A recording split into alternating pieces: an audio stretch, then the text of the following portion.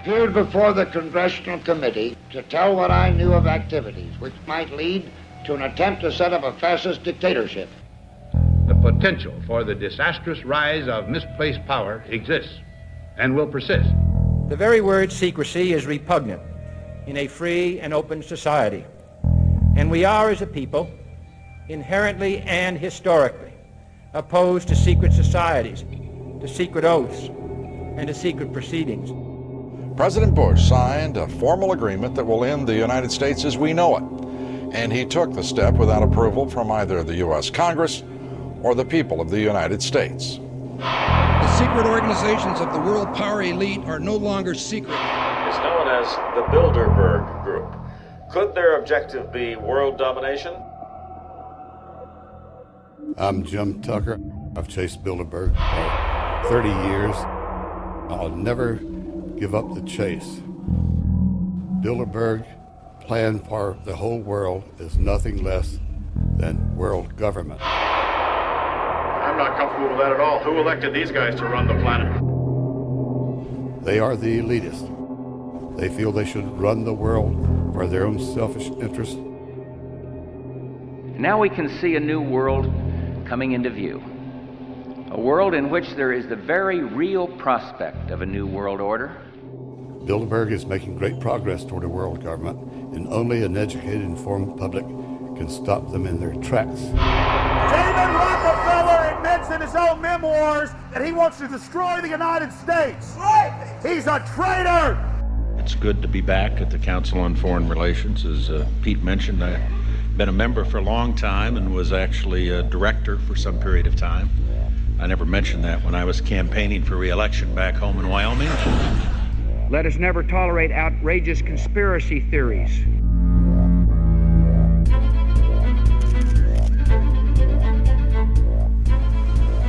I need you to move off the property, please. Some shots were fired.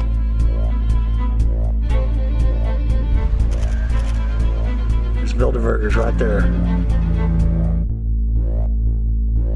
The Trans-Texas Corridor is a vital part because we stop it here in Texas. We stop the New World Order right here in Texas. This thing started here. And to save this country, we kill this damn thing here.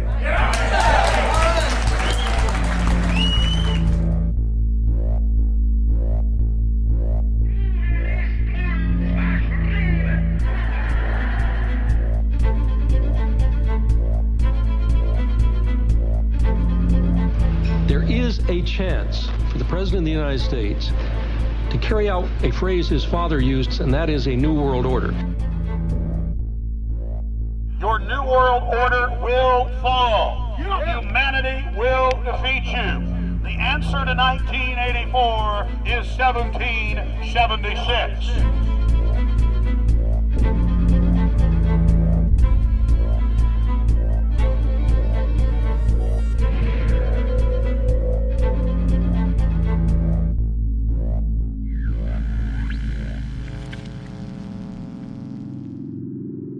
In the near future, Earth is dominated by a powerful world government. Once free nations are slaves to the will of a tiny elite. The dawn of a new dark age is upon mankind. Countries are a thing of the past. Every form of independence is under attack, with the family and even the individual itself nearing extinction.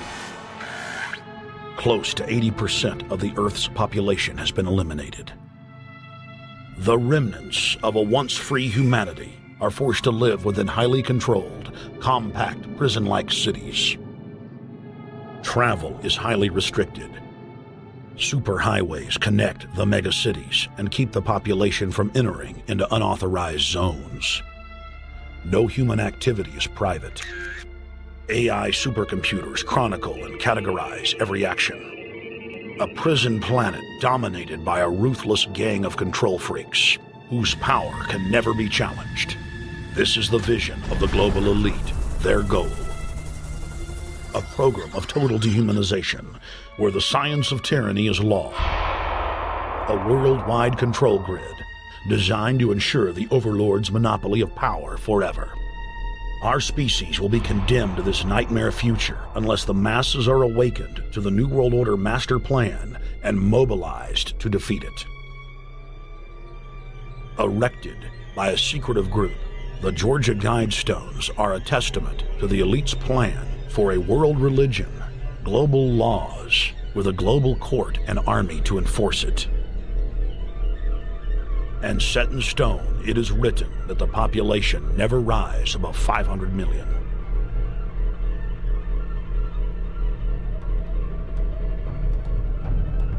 In this film, you will learn how our world is truly governed.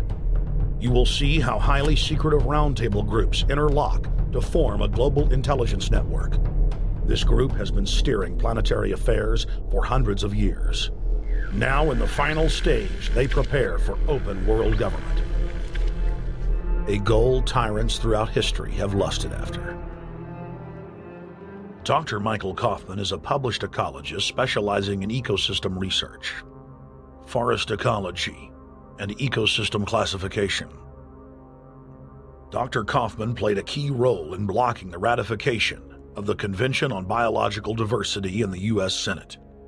The concept of a New World Order has been around for centuries. It's been receiving tremendous play over the last half of the 20th century. George Bush, the first senior president, George Bush, used it a lot in his speeches and really implies that he really wants to see a order in which we have a universal or a global type of governance in which every human being on planet Earth is ultimately responsible to policies that are being formulated at the international level. It is a big idea, a new world order.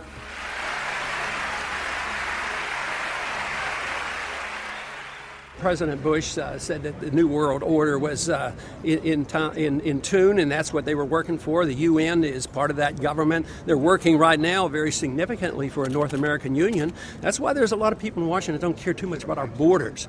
They have a philosophical belief that national sovereignty is not important. It's also the reason I have made very strong suggestion that we need not be in the United Nations for our national security. It's really always the same. You go back throughout all of history, the Roman Empire, the Soviet Union, Hitler during the Nazism was always saying that it's going to create the utopia for the average person, when in fact, history always shows that it does exactly the opposite. Conquest and empire is as old as civilization. Babylon, Egypt, and Greece. They all built empires in an attempt to rule the world. The Roman system at its peak dominated the known world. Complex governmental systems were developed to control diverse populations. During the period between the 15th and 19th century, new empires emerged and again waged war for supremacy. The nobility, as well as the thriving merchant class, were financed by a handful of private banks. Many of the great money houses would hedge their bets and finance both sides of a war. Sophisticated intelligence-gathering networks gave the financiers a clear edge over the governments they were slowly gaining control of. On the 18th of June, 1815, agents of the British arm of the Rothschild family looked on as Emperor Napoleon Bonaparte fought desperately to save his army from the jaws of a British-Prussian pincer attack.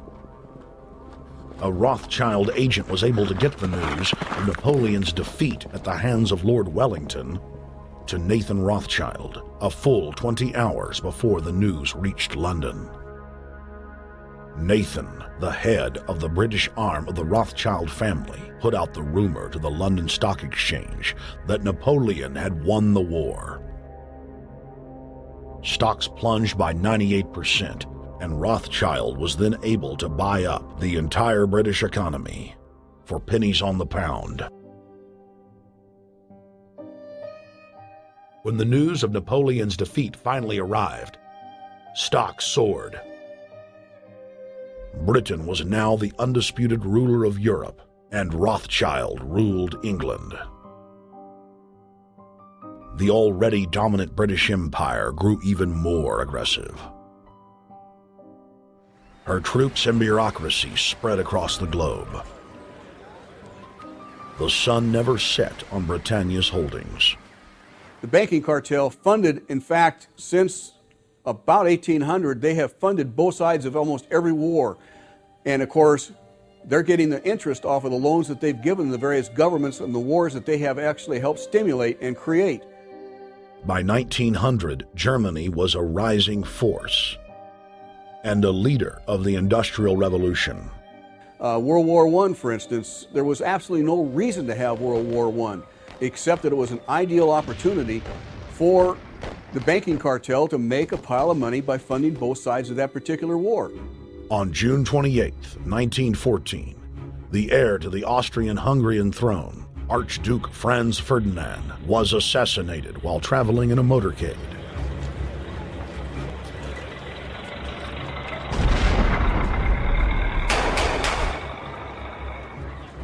The Black Hand, a Serbian secret society with connections to French and British intelligence, took credit.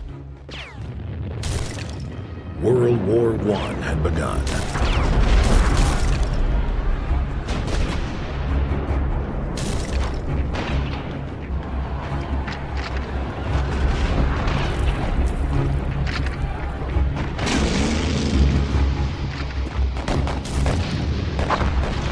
Armaments companies financed by Rothschild-controlled banks in Germany, France, England, and Austria bankrolled all the factions.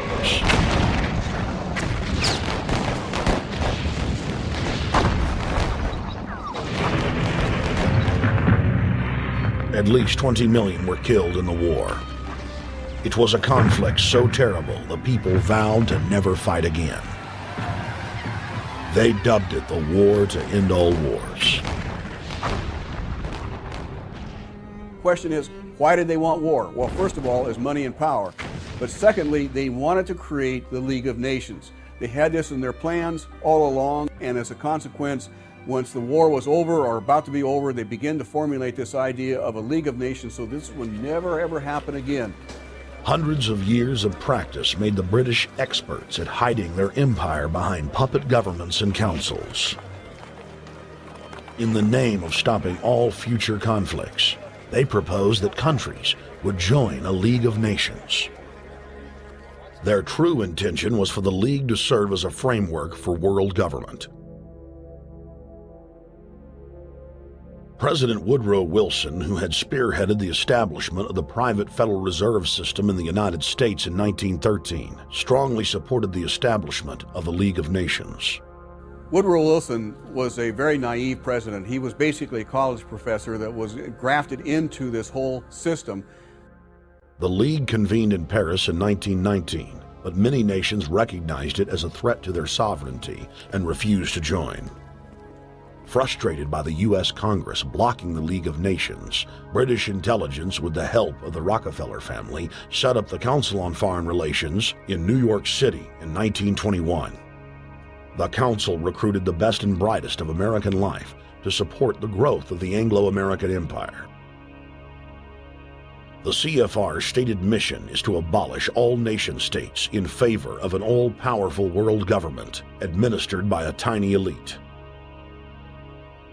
By 1930, the promoters of world government had split into two interlocking camps: the Fabian socialists centered in London, and the fascist based in Italy and Germany.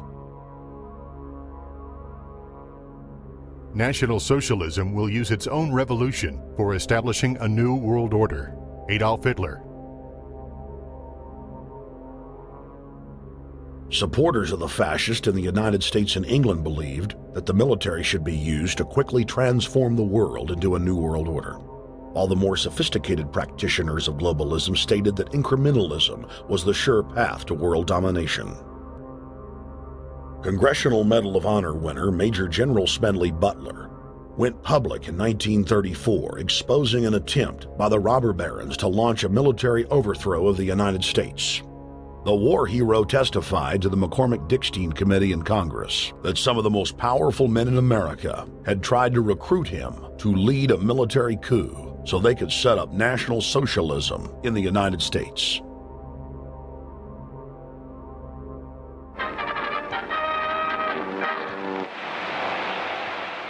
I appeared before the Congressional Committee the highest representation of the American people under subpoena to tell what I knew of activities which I believe might lead to an attempt to set up a fascist dictatorship. I was supposed to lead an organization of 500,000 men, which would be able to take over the functions of government. The fascist had also made deep inroads in England. Edward VIII, King of England, was forced to abdicate the throne because of his public support for Hitler. Was es sich dabei nicht nur das negative Problem der Bekämpfung dieser Lehre und ihrer Organisation handelt, sondern die Durchführung der positiven Aufgabe der Gewinnung des deutschen Arbeiters für den nationalen Staat.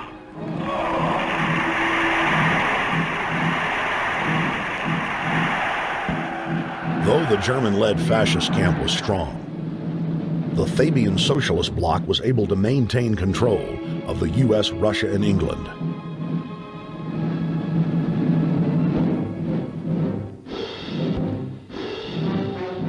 In the build-up to World War II, and during the conflict, the bankers again financed both sides, just as they had done with Napoleon.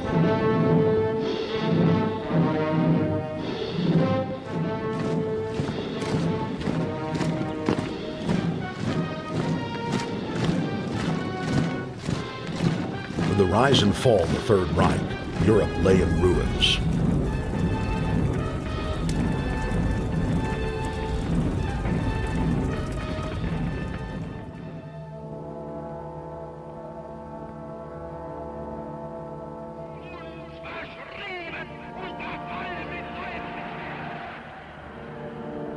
Once again, the elite claimed that only global governance could save humanity from certain destruction.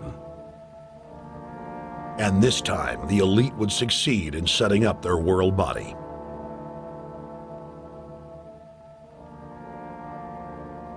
In April of 1945, at the Presidio Naval Base in San Francisco, the United Nations was founded by the victors of World War II. The United Nations complex was then built in New York City on land donated by John D. Rockefeller. Shortly after the elite established the United Nations as their base in the United States, the newly formed World Council quickly began work on the next phase in their plan, the incremental formation of continental superstates. The first step in their trilateral plan was the creation of the European Union. Unifying Europe had been tried many times and was extremely unpopular. Where Napoleon and Hitler had failed to accomplish their goals using force, the globalists would succeed using stealth. The British spearheaded the formation of the Council of Europe on May 5, 1949. The Treaty of London claimed to only establish trade ties between European nations, like NAFTA or GATT in North America. Its true intention was the formation of a European superstate.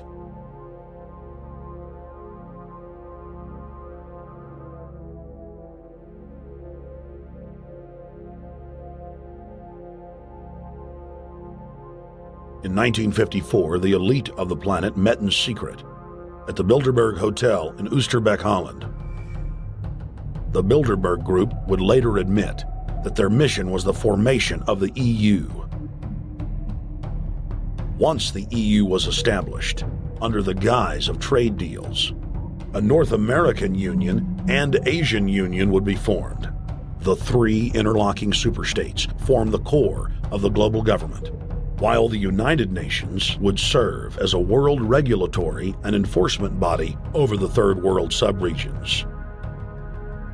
The Bilderberg Group consists of the heads of all of the managing roundtable groups that steer individual countries. Picture the elite power structure of the world as a giant pyramid, with only the elite of the elite at the tip top of the capstone. The group has been so secretive that until the mid-1980s, the controlled corporate media denied its existence. Into the late 1990s, coverage only consisted of rare one-line mentions.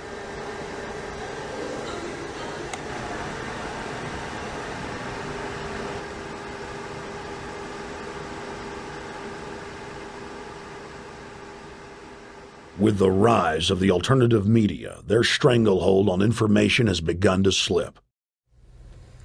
On the outskirts of the national capital today, black limousines with darkened windows converged on a hotel where private security guards imposed ironclad control.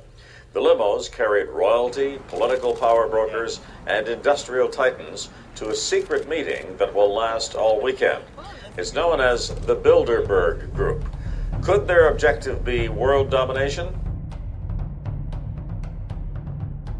Every 4 years, Bilderberg meets in North America, and in June of 2006, we decided to travel to Ottawa, the capital of Canada. The site of Bilderberg.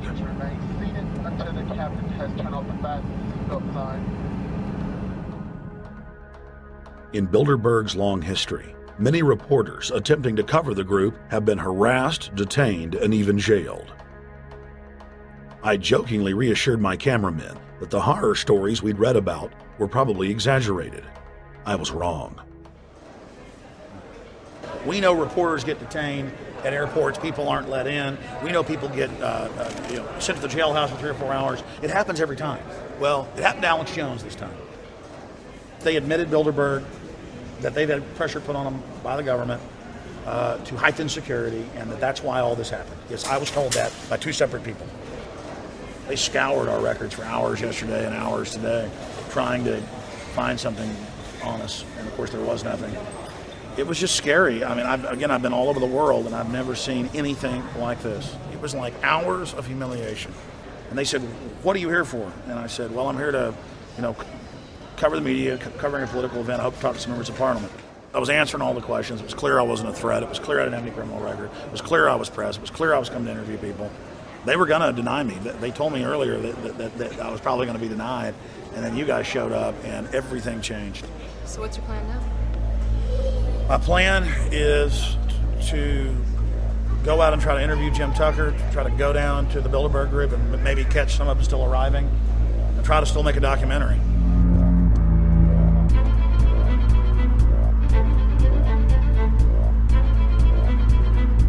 So instead of being here at 8 a.m.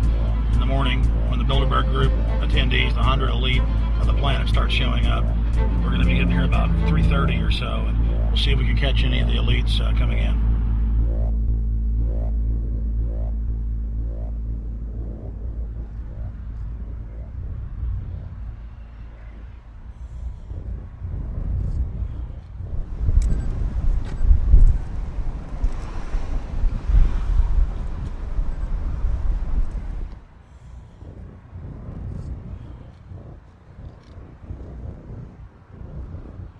What do you think's on the agenda for this edition of the Bilderberg Society's annual meeting?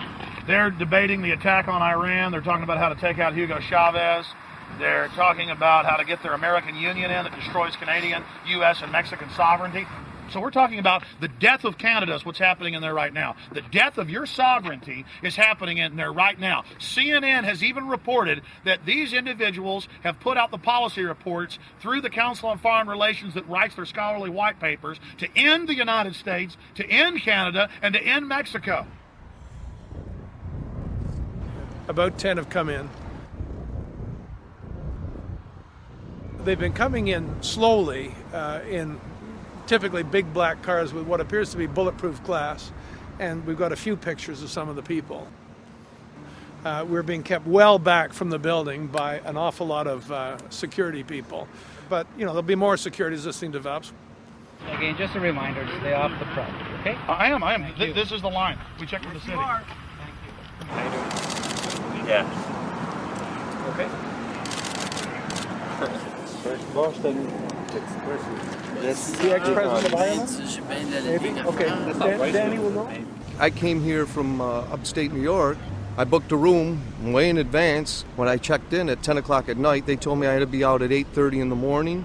And so, of course, I complied to what they wanted. I wasn't happy about it because I had been tired. I drove quite a long way. Then I went down to have something to eat, and I just saw a bunch of security here, and I was wondering what was going on, and I asked questions, and they said they were having a wedding or they were having some sort of reception. So I decided to ask a couple more questions because I thought it was kind of weird. And then I saw them from my hotel window. They were in the back with flashlights looking at the trees, looking up through the trees, and they were also in front of the hotel combing. It looked like combing the hotel. So I kind of was wondering what was going on, and I left.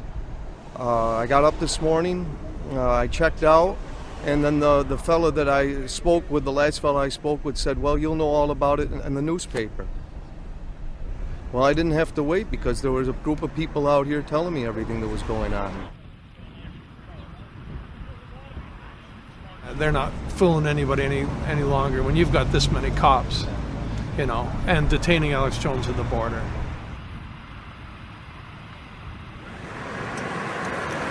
Get them on both sides. Yeah, you crook. Yeah, you're gonna go to jail like Ken Lay. Oh yeah, there's one right there. Hi.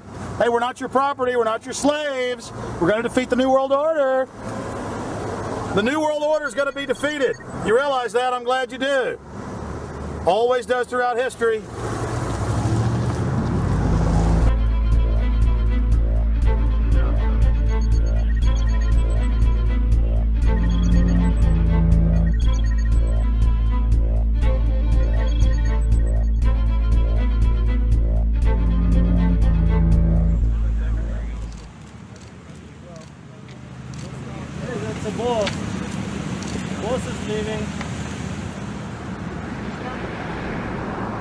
Etienne Davignon is the honorary chairman of the Bilderberg Group, as well as the head of its steering committee. The committee he heads selects and invites each year's attendees. In the last decade, the list of attendees has been leaked to reporters by moles on the inside. Veteran newspaper reporter Jim Tucker has been covering the Bilderberg meetings for over 30 years and has physically attended more than 20. We traveled back to our hotel to see if Jim Tucker received the 2006 list. First heard about Bilderberg in 1975, and I said, I don't believe it. That's not possible. Who in hell's Bilderberg? I spent 20 happy years with metropolitan newspapers. All the wires are clicking at my ear. That could not happen without me knowing about it. And the thing that first impressed me most was columns in 1957 by the late, great Westbrook Pegler, widely syndicated columnist. He wrote 2 lengthy columns about how approximately 100 leaders of international finance, heads of state, high public officials were meeting behind armed guards and closed doors on Jekyll Island, sealed off. What are these powerful internationalists doing? And why is it so secret? Why do they have armed guards outside? Why is it sealed off? The newspapers totally ignore it. Not a word. Total blackout in the United States.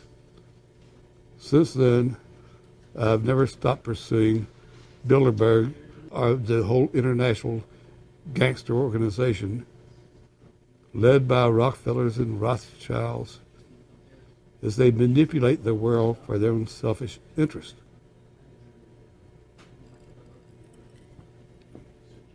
Jim, you've been waiting on the list. You normally get it on the first day. You haven't gotten it. We're told it might come in today. How important is that list? It's absolutely essential, although identifying people outside, as we always do, is important too, to find out who is not on their own list. In recent years, someone from Europe has sent a machine copy with a letterhead and so forth without identifying himself. So far, I haven't heard from him.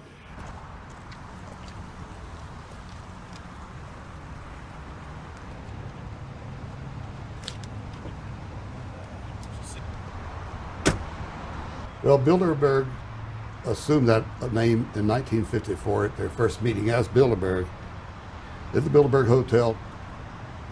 It's a little bit like Shakespeare's As You Like It. They say to Shakespeare, "What do you want to call this book?" And he says, "As You Like It," meaning whatever you want to call it. And they thought it was dictation, so one of his plays is called As You Like It, and the title has nothing to do with the play. So that's how the Bilderberg came by their name. Now, they had been meeting for half a century. The moneyed class had been meeting But they decide they have to meet systematically every year, well planned in advance, in addition to maybe other smaller meetings throughout the year. Sure this is the right turn, Jim? No. Let's see if you can start.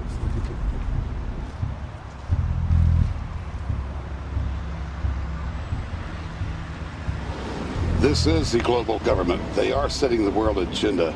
Inside right now, they're deciding on whether or not there will be a war with Iran. They're deciding whether or not taxes will increase, whether oil prices will be suppressed or increased. There's much more on the agenda that we'll be finding out in the fullness of time. But those are three items that are heavy on their list this year.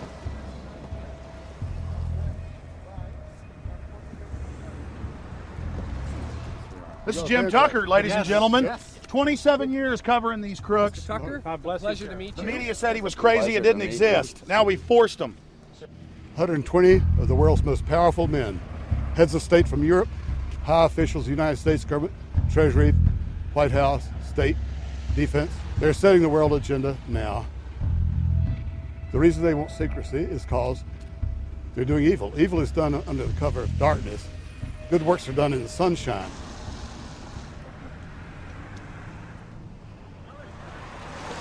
Hi, how you doing? Good. Get off the property, please. Well, Jim has some questions for you. I need you to move off the property, please. Okay. This is private property. Sure. It's a public sidewalk. Oh, yeah, we are cooperating. Thank you. Right onto the sidewalk. Yeah, there's no implication that we aren't cooperating. Right onto the sidewalk and stay there, please. Sure, yeah, thank you.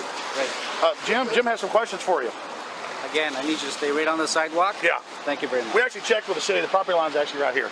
Also, that's good. Property line's actually right here.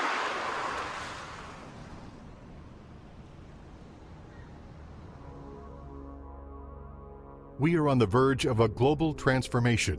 All we need is the right major crisis, and the nations will accept the New World Order. David Rockefeller. We saw David Rockefeller and the car in black at the beyond the hotel, and they had no bodyguards. One of my friends shouted, "Hey, Rockefeller!" and he turned back and he was afraid. My name's Rene. I'm from Manitoba. Drove about 26 hours to get here, just to show that I'm against the Bilderbergers, just to fight for my freedoms, fight for my rights, make sure that my children can grow up in a free country. My name is Daniel Estrelin, and I've been doing this for the last 15 years. I'm from Canada. I'm very proud of my country because, as you can see, there are a lot of people covering the Bilderberg conference. Last year, it took me 14 and a half hours to get to Munich.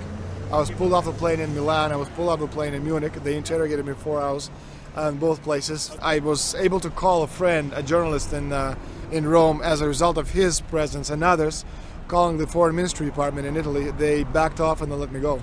They basically told me that they're keeping an eye on me 24 hours of the day. The little hotel where we were staying at, Jim and I, out of the 20 rooms, 6 were occupied, 3 by the CIA and 3 by the German Secret Service. That's how serious these people are, and that's how afraid they are of actually what we may be able to reveal and what we actually do reveal publicly about the Bilderberger intents. Daniel Estrelin has covered the Bilderberg meetings in Europe and North America for more than 15 years. His book, Club Bilderberg, has been translated into more than 20 languages and is a global bestseller. Estrelin has photographed many past Bilderberg meetings. Rockefeller frontman Henry Kissinger is always a key participant. Here you see the president of the CFR, Richard N. Haas, followed by Vice Chairman of Rothschild Europe, Franco Barnaby, who is speaking with Henry Kravitz. And behind them is Richard Holbrooke, former U.S. Ambassador to the United Nations. The head of Daimler-Chrysler, Jürgen Erich Schrimp, arrives by helicopter. Here, the owner of the Washington Post, Donald Graham, escorts Indra Nooyi, the head of PepsiCo. Queen Beatrix of the Netherlands, whose father, Prince Bernhard, founded Bilderberg, is a leading figure in the group. Of course, globalist kingpin David Rockefeller, seen here with his bodyguard, James Ford, always attends.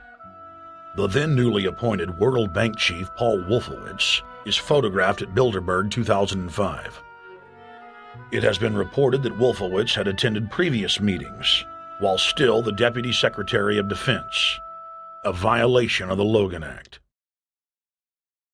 Under the Logan Act, it is a felony offense for any member of the federal or state government to meet with members of a foreign government without the express authority and authorization of the President or Congress. Put simply, it is illegal for members of the government to meet secretly behind closed doors with foreign power brokers due to the problems of corruption and espionage that it breeds. For this reason, many prominent politicians attend, but their names do not appear on the official list. Despite the Logan Act, the governor of New York's name, George Pataki, does appear on the list, and we were able to catch the governor on tape walking with David Rockefeller at Brook Street. Multiple staff members inside Brook Street reported to us that Hillary Clinton attended for half a day. Several armored limos with diplomatic plates did arrive with police escorts and offloaded their passengers in the underground parking garage out of the sight of the press.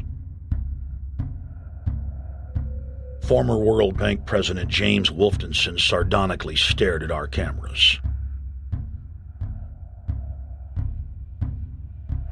They're upset about the fact that they're being exposed.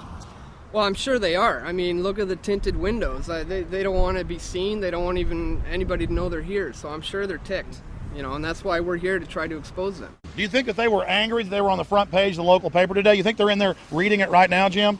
Yes, but I don't think they're happy about it. They prefer nothing at all, no publicity. They prefer absolute secrecy.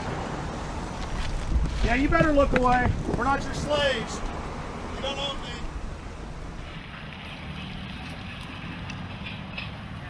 Did you get a list of the attendees and everything, or not?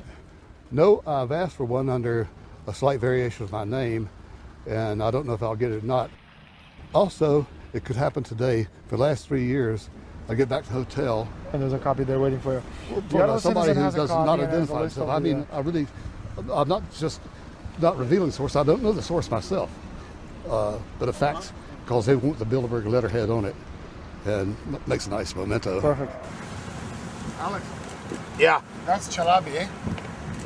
You think Chalabi? No, I don't think. I know. It looked like Chalabi. I knew it was a fat guy. Yeah. That was Ahmed Chalabi? Yeah.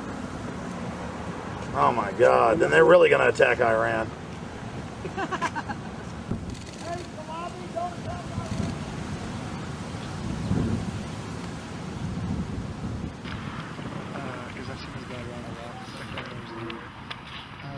This guy is too president. It's S, Scandinavia. Adrian Woolrich, Maria Monti. Over the last couple of years, they've been reeling with the amount of leakage that they've been experiencing, so it's getting harder and harder. But again, it will never get too hard for us because of the sources that we have inside are top-notch sources.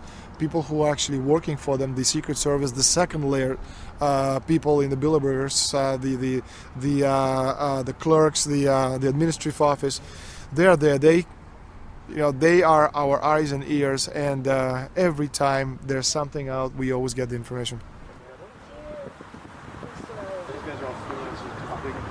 That's Francisco Pinto Balsamao. I think that's the Queen. It's the Queen. Oh my God, you can't kiss her ear. You see her? Yes. Oh my God. The Queen of Holland.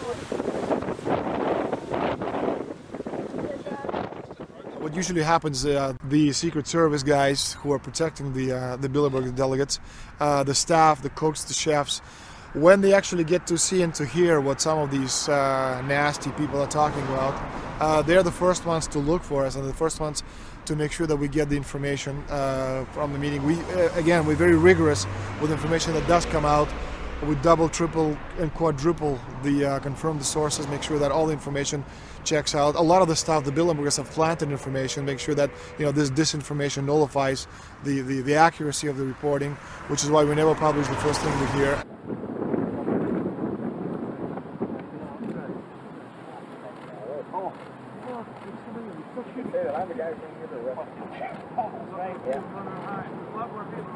That looks like Rockefeller. The decisions that these people take, again, they're not only decisions affect business community, they affect politics, business, environment, across the entire spectrum. And these decisions are made and taken by a very elite group of people behind closed doors this year at the Brook Street Hotel. We are not privy to these decisions. We're not allowed to know what they're talking about, but we'll definitely feel the consequences of these decisions over the next 12 months when events which apparently by accident seem to happen, in fact, have been planned right here this year at Brook Street Hotel between 8th and 11th of June. What does it do when you get 120 of the most powerful people in the world getting together to have meetings with government officials? I mean, that's amazing. Well, it is what I mean is that they're planning the corporate agenda. They're not planning the democratic human journey agenda, in my opinion. Mussolini had a definition, is when the interests of the corporation take completely over from all other interests, and that's fascism. He said it should probably be called corporatism. Well, call it corporatism, call it fascism, call it neo-lib, neo-con. There's a whole variety of political words, depending on which side of the stripe you come from, to start with, which describes the thing. But what they are describing is the complete end of democracy, the end of what matters to people, the end of what happens to the human journey. And for that reason, I think this is revolting.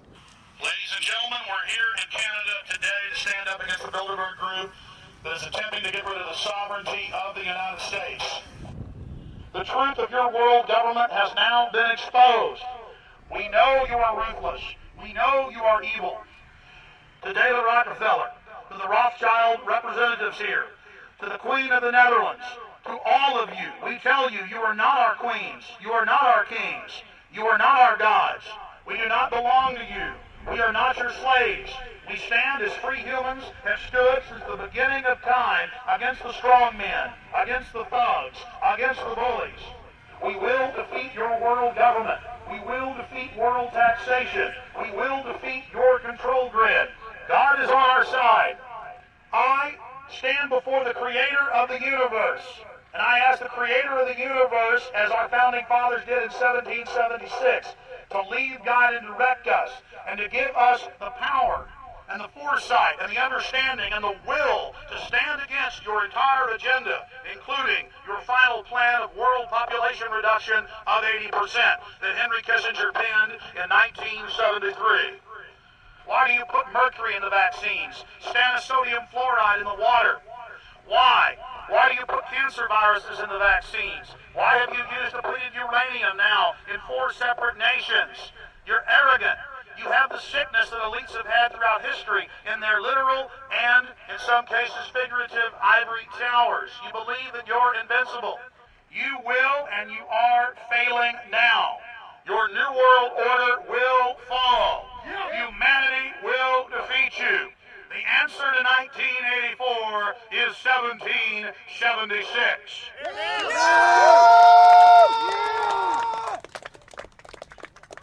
Bilderberg is an elite organization, and the way it works, the protocol of the meetings is the staff, after they're vetted out, they're told exactly how they're supposed to behave themselves, meaning that they can never address the attendees, they can never speak to them unless they're spoken to first, they can never look them in the eye. They have to approach them from the right side, the people who are right-handed, and from the left side, the people who are left-handed. They can never look them straight on. And needless to say, all the information that is being spoken during the conferences is under no circumstances allowed to come out. That's what they're told. They're threatened with not being able to find another job anywhere in the sector if they reveal any information to the press.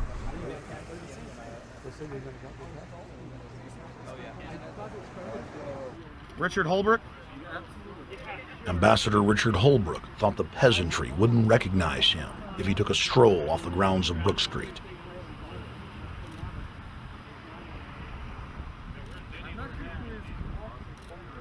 Holbrooke cackled when I told him that we were not his slaves. Holbrooke, we're not your slaves, Holbrooke. We're not your slaves.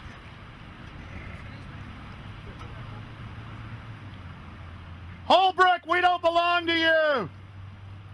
We're not your property. Get back on the sidewalk. We're free humanity.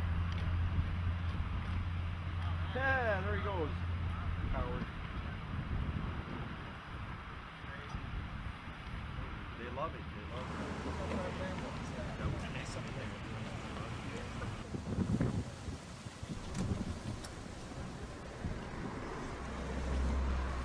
Okay, we're going to be going around the back here, guys. Hey guys, how you doing?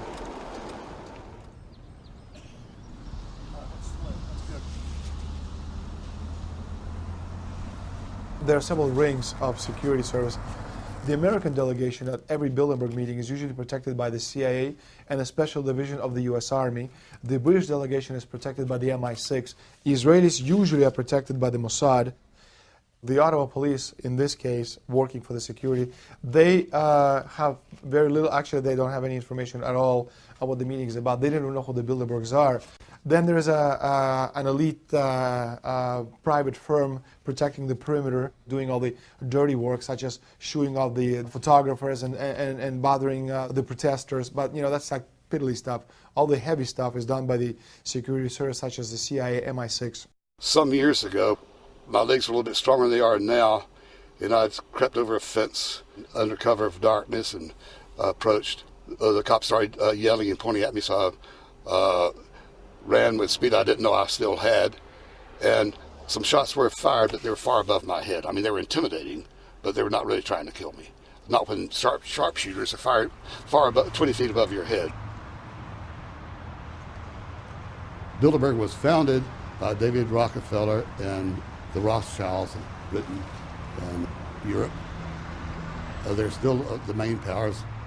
Baron Evelyn D. Rothschild, a male, attended for many years. Rothschild is still represented. You'll see them on the list of participants. Somebody representing the Rothschild group. They are the main powers behind Bilderberg. Dutch Shell is part of the Queen's fortune. Of course, the Rockefellers have always had heavy oil interests. That was the original source of their old money from the old man. Jim just got the official Bilderberg letterhead list from his mole inside the Bilderberg group. Let's go look at it. Wall Street Journal.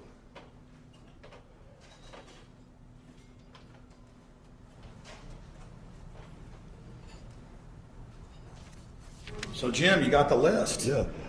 Did we identify Wolfowitz as being here because he's not on the list? No, we positively identified Wolfenson. Yeah, he's on the list.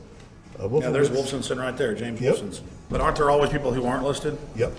Over the years, we've identified like sometimes one, sometimes three people who are not on their own list who have attended.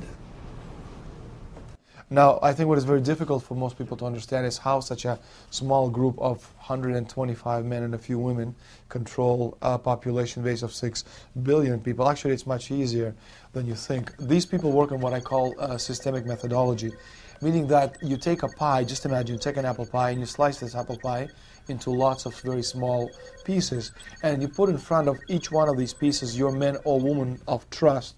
And by controlling this individual, you control an entire organization. For example, if you take Paul Wolfowitz, who runs the World Bank, through him you can control the entire organization. You don't need to control what the dishwasher or the toilet cleaner thinks or does or believes in. You just need to control what he does and what he believes in. And what he does will permeate the entire organization. And that's how you control, with very, very small power base, an entire global population of 6 billion people. Bilderberg is making great progress toward a world government. They have created a superstate in Europe called the European Union. They're intent on creating a Western Hemisphere Union called the American Union. NAFTA is to be expanded into every country in this hemisphere. As NAFTA expands, it will take on the role of the American Union. And only an educated, informed public can stop them in their tracks. We went into downtown Ottawa and talked to locals to learn if they were aware of the elite meeting in their city.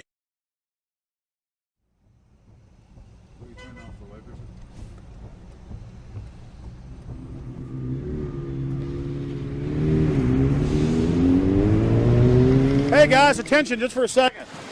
I just need to tell you that a group just met here in Canada and they're trying to get rid of your sovereignty, merging you with the U.S. and Mexico. See, it's not funny. I'm serious. And your news isn't going to tell you about this. This is deadly serious. So I'm just letting you know, and I'm telling you about it. As they say, they are the guys that run the world. They make the decisions for and we just carry it out. Sir, did you hear about the Bilderberg Group meeting here in town, the 120 most elite people in the world? No. Hey, did you know that the elite's meeting here in town right now? Have you heard about it? The 120 crime bosses? None of you heard of it? None of you guys have heard of the Bilderberg Group? They're meeting right now. In the city, around 10% of the people were aware of the New World Order agenda. When we traveled to Parliament, close to half of the people we randomly spoke to were informed.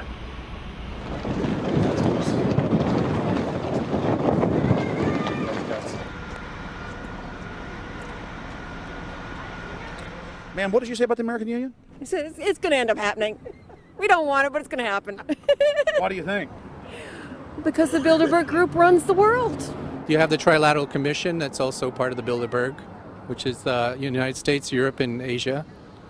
But most of this is public knowledge.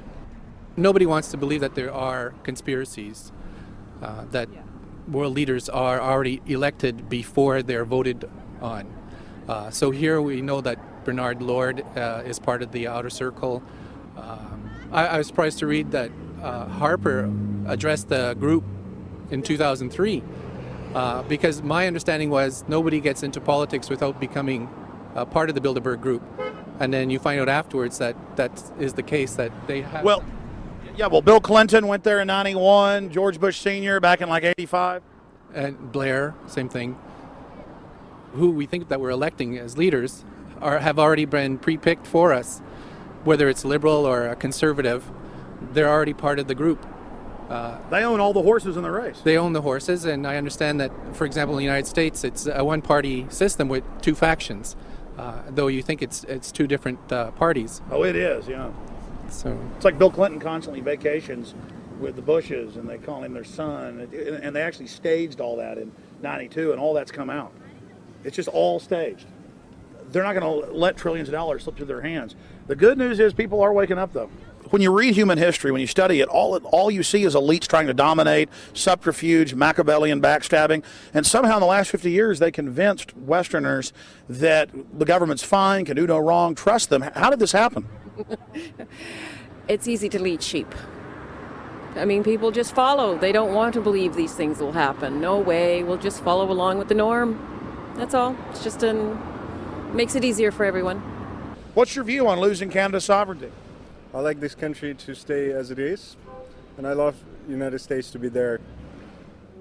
Back in Austin, the capital of Texas, the public was frighteningly unaware of the nation's peril.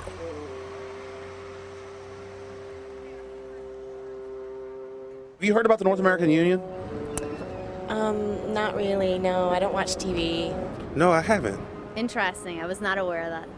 I don't know exactly what you mean, so... I don't think there's going to be a merger of the three nations. No, I have not. No. No, I didn't know this was happening, so... Yes, I have. Oh, you have heard about it? Yes. After that big rally the other day, don't know about it? I don't know about anything. No, I have not. Have you heard of the European Union? I have, yes. Are you aware of the European Union? Oh, yeah, of course. Have you heard about the European Union? Heard about them. Do you know about the European Union? No. Europe, 15-member group expanding? A what? 15 nations of Europe merging in 2000. Whatever. For over 50 years, the Bilderberg Group constructed the European Union by stealth under the guise of trade deals. Now the elite are using the same secretive program to complete the North American Union. But this time, superstate integration is on the extreme fast track. International agreements like NAFTA, GATT, and APEC were just stepping stones in the formation of the NAU. The North American Union was officially born at Baylor University in Waco, Texas, on March 23, 2005. The leaders of the United States, Mexico, and Canada told the press that they were only meeting to discuss trade. It soon leaked that a secret meeting had been held during the Security and Prosperity Trilateral Summit. The three governments had refused to release the secret agreement to the people. in September of 2006, their treasonous operation was blown wide open. From September 12th to September 14th, in Banff, Canada, hundreds of elected and appointed government leaders from Canada, Mexico, and the United States met in secret. On the last day of the conference, someone inside the secret North American Union Forum leaked the agenda. The front pages of newspapers across Canada carried the story. The Judicial Watch Foundation submitted Freedom of Information Act requests to obtain the full agenda and minutes of the secret assembly. Many federal agencies refused, citing national security. The foundation finally succeeded and did receive thousands of pages of documents. The documents marked unclassified are the blueprints of a shadow government ruling by bureaucratic and executive fiat. The pages chronicle an already operating North American Union. Transportation, law enforcement, agriculture, regulation, banking, manufacturing, construction, education, immigration, and even the military are being merged with no input from the people or their elected representatives in Congress and Parliament. One of the first items on their agenda was to stress how important it was that their plan, quote, be carried out by stealth. The controllers also talked about exploiting the public's fears of climate change to push a continent-wide tax to fund the new government. Globalist tool Robert Pastor is incessantly paraded on the world stage as the man behind the North American merger. When he testified before Congress, he pushed the idea of a continental security perimeter that erases national boundaries and merges the security apparatus. The best way to secure the United States today is not at our two borders with Mexico and Canada, but at the borders of North America as a whole. In fact, the North American Command, based in Colorado Springs, Colorado, was clearly running the meeting in Canada. For the past decade, the Pentagon has been training with Mexican and Canadian forces and has openly discussed using them inside the United States for disasters and to quell domestic unrest. There are already over 100,000 non-U.S. citizens serving in the U.S. Armed Forces. The Pentagon is now expanding its recruiting centers in Mexico, the Philippines, and Eastern Europe. Big city police departments nationwide are lobbying to change laws so they can recruit non-citizens to join the police force. What we are witnessing is a Red Dawn scenario in slow motion. Tyrants throughout history have brought in foreigners to oppress their domestic populations.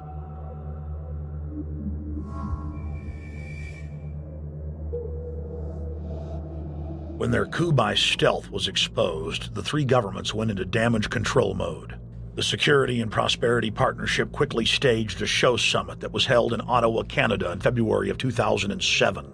It is the only way that we can achieve security and prosperity for our people is through this cooperation. We actually occupy one physical space, the North America. We've also had a chance as foreign ministers to talk about how we cooperate in the region and indeed in the world.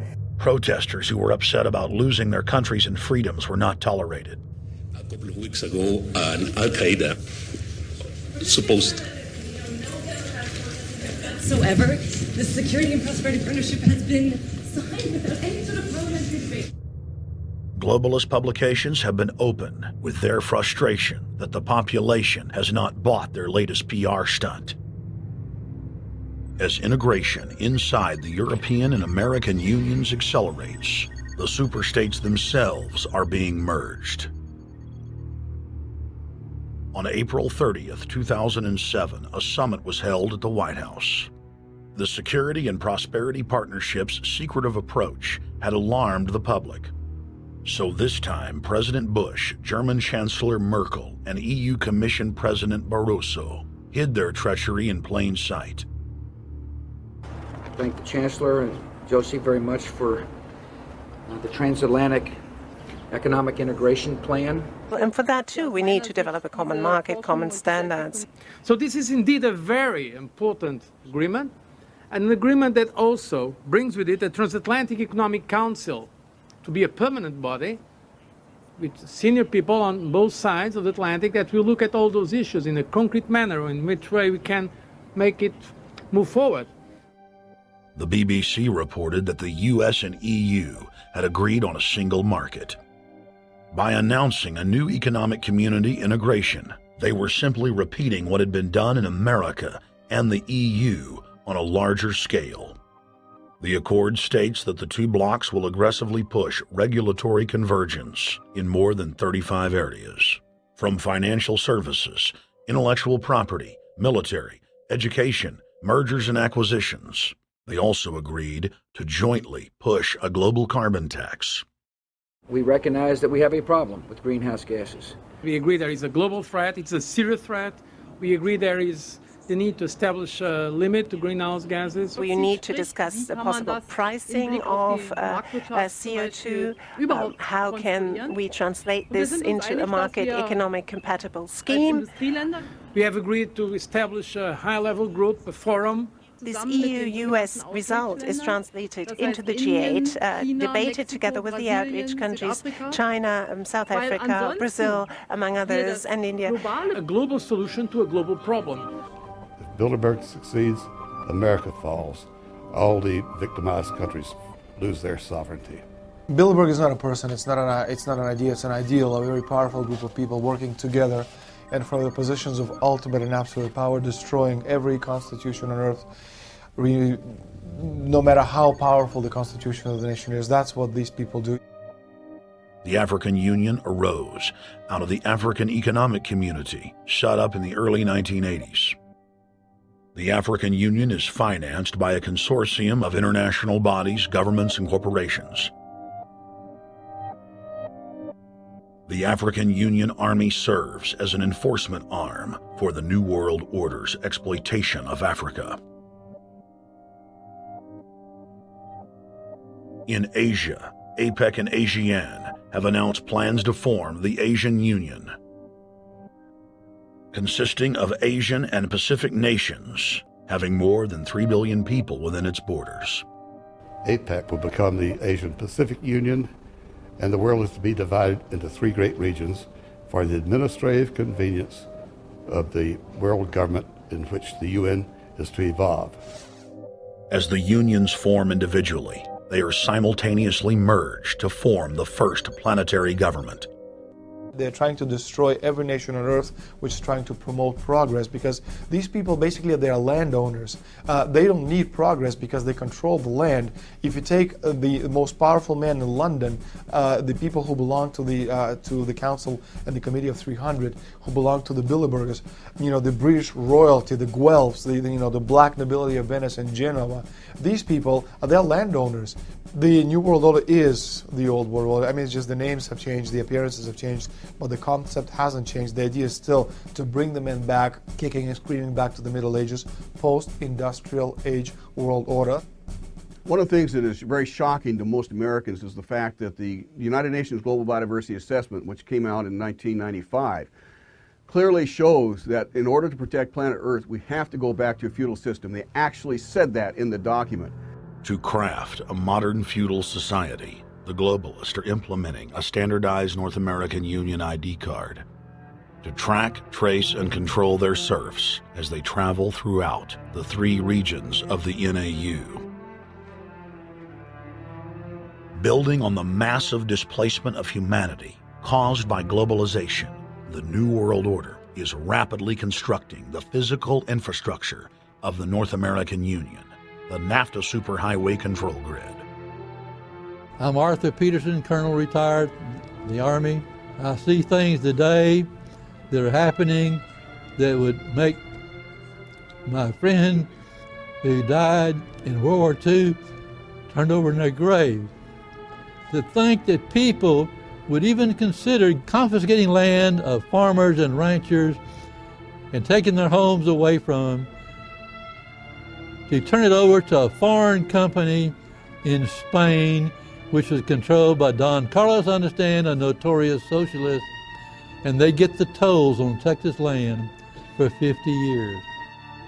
The proposed Trans-Texas corridor would be a patchwork of superhighways and railroads stretching 4,000 miles from the border of Mexico, cutting through Texas to Oklahoma. A lease has been signed that would make Texas Highway 121 a toll road. A private Spanish company won the bid to build and collect the tolls for the next 50 years. These deals with private companies are being negotiated largely in secret, and many state lawmakers are worried taxpayers are being sold down the road. Critics say it's a threat to our national security. It's part of a plan for a North American integration being carried out by government and corporate elites without congressional or voter approval.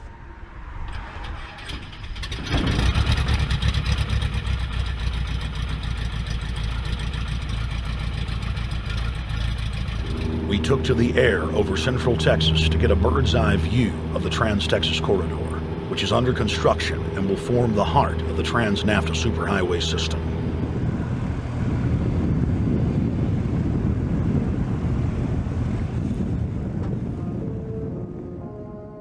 History repeats itself. 2,000 years ago, all roads led to Rome. Rome constructed and maintained more than 10,000 miles of roads throughout its empire. The roads were used to project Roman military power, to control commerce, and to bind the nations and peoples they ruled. Rome also demanded tribute. Roman subjects from Albion to Judea were forced to pay a tax to use the roads. The Romans would then use the tax to dominate their subjects. Today's superhighways are a powerful tool in the globalist arsenal. They are instrumental in tearing down national borders and merging nation-states into larger confederations. Foreign governments and corporations are predatorily seizing infrastructure across North America, but nowhere has their attack been greater than in Texas. Texas is the front line. Over 8,000 miles of existing roads and land are being handed over to government-backed foreign companies. Foreign companies buy the legislators, who then turn over complete control to the same foreigners who finance their campaigns. Government power is then illegally transferred to unelected quasi-governmental regional boards that circumvent local governments and the will of the people. The next stage of this world government plan is to have a transportation control, and that is called the NAFTA superhighway, or in Texas called the Trans-Texas Corridor. It confiscates 584,000 acres of land to be transferred into control of a Spanish company which will collect tolls in Texas for the next 50 years, and there's no limit in the amount of tolls that can be collected. More than 80 federal and state highways have been designated as international arteries. The I-35 NAFTA corridor starts deep inside Mexico and travels through the middle of the United States and ends in central Canada. Container ships from Asia dump their cargo on the Pacific side of Mexico. It then travels duty-free by rail to the new Kansas City inland port, now considered sovereign soil of Mexico, in the heart of the United States. Under international agreements, predominantly foreign companies are placing tolls on already existing paid-for roads. Federal, state, and corporate documents show that they will then use the revenue raised to build up the transportation infrastructure of Mexico, not the United States or Canada, so foreign-made products can pour in even faster from Mexico. Revenues raised will also be used to fund the fledgling North American Union and its growing bureaucracy. Bottom line, they're using our own money to enslave us. First of all, they're proposing a North American tribunal, which would be similar to what we have in Chapter 11 of the NAFTA agreement, which is trumped by international law. The U.S. Supreme Court and our Constitution could potentially be rendered invalid, and what we would have is new North American business law that would trump what we have here in the United States. What is also interesting to note that the NAFTA headquarters is in Mexico and controls the United States trade and rules against the United States Congress, and no one seems to challenge it. it's very probable and probably inevitable that our right to bear arms would be challenged in a North American court. So this is just an example of what's happening and what's being proposed. We want to keep our trial by jury system. We want to keep our right to keep and bear arms. We want a system where we have a Supreme Court and not have a tribunal that will be superior to the Supreme Court. In 2005, Cintra, a Spanish-owned company, signed a secret agreement with the Texas Department of Transportation to erect toll roads on existing roads and to toll new roads that were completely paid for by tax dollars. There are people, believe it or not, in Texas who don't know what the Trans-Texas Corridor is. TTC 69, which they'll have the environmental hearing starting this spring on, runs through my part of the state. And there are people over there who have no idea what's fixing to come in their backyard. TxDOT, an unelected state agency, claimed that the agreement with the foreign company was even secret from the Texas legislature. When the truth came out, newspapers across the state called for heads to roll politically. Cintra's response was to have its Australian subsidiary make its first U.S. newspaper buy. Every newspaper they bought was along branches of the Trans-Texas Corridor and had been critical of the toll road plan. The cost of 40 or 50 newspapers is nothing compared to the profits that'll be made. Just Phase 1 alone of the state toll road plan is estimated to raise more than $200 billion in just the first 15 years. And Texas is only a small part of the global panorama. A combine of transnational companies is aggressively consolidating public finance infrastructure worldwide, and the same interests are erecting a world government according to their rules.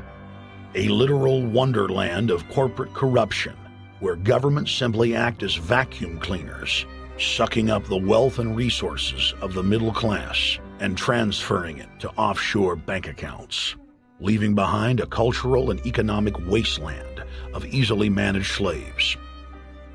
The whole purpose about the North American Free Trade Agreement is not about trade, it's about control. Control of people. CAFTA is even worse. Control of people. It's not about trade, it's subsidized trade with taxpayers' funds. This thing started here. And to save this country, we kill this damn thing here. To stop it here in Texas, we stop the New World Order right here in Texas. Polls consistently show that over 90% of the people are against the NAFTA highway systems and its toll roads. As the people learned of the threat, they got angry and took action. Our ranch is part of the original Spanish land grant, and I would love to not have to give it back to Spain.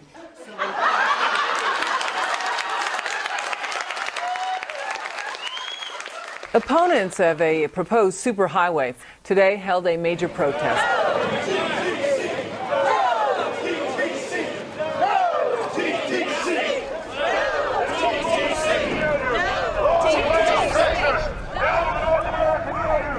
A majority of Texas counties have voted to resist the plan for a North American union and have vowed to block the construction of its infrastructure.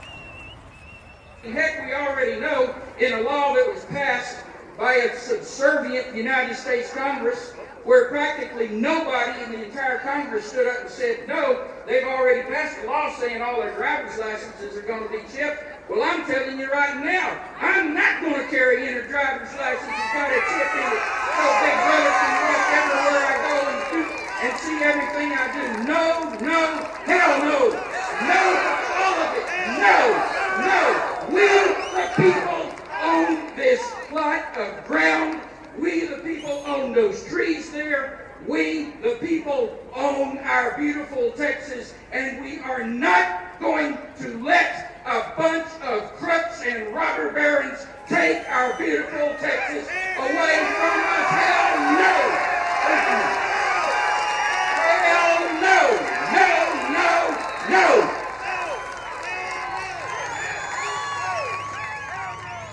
RFID tracker chips embedded in state inspection stickers and toll tags are already being used to track the population. The new system is also meant to control growth and steer development through so-called smart growth. smart growth, which is nothing more than an effort to bring control into the cities. You have the rewilding of America and the Wildlands Project, the Convention on Biological Diversity, which is to control our rural population.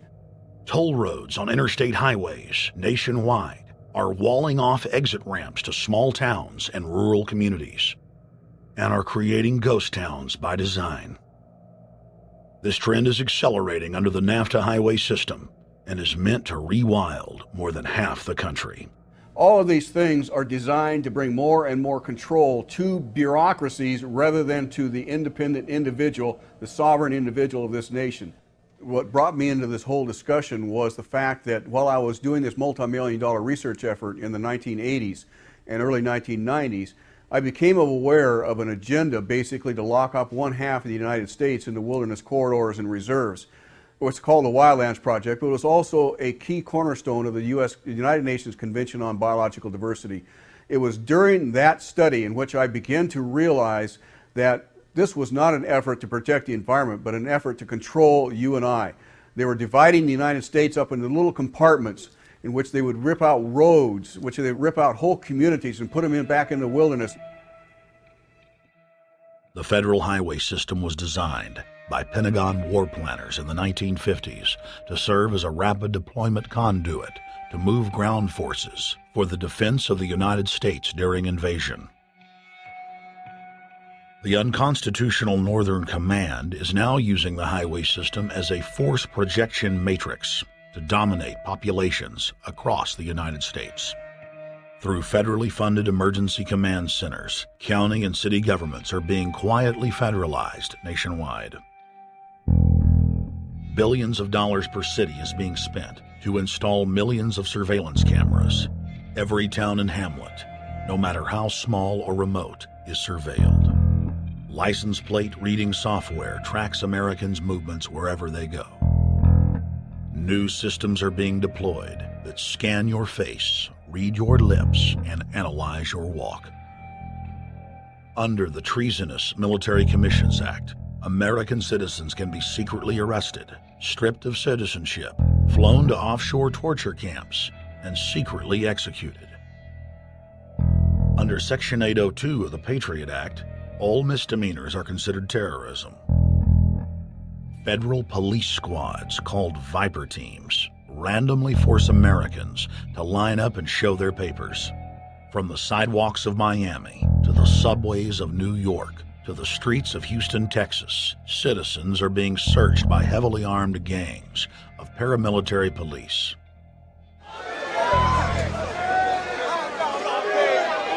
Where's the van? Are you even supposed to be coming in the street? Come on, guys, come in. Yo, can you get that camera off of us, sir?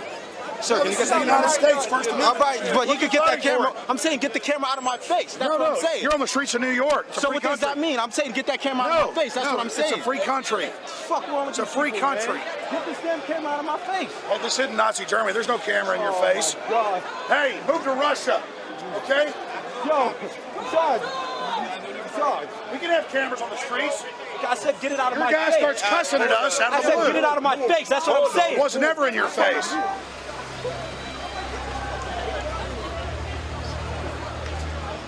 Yo.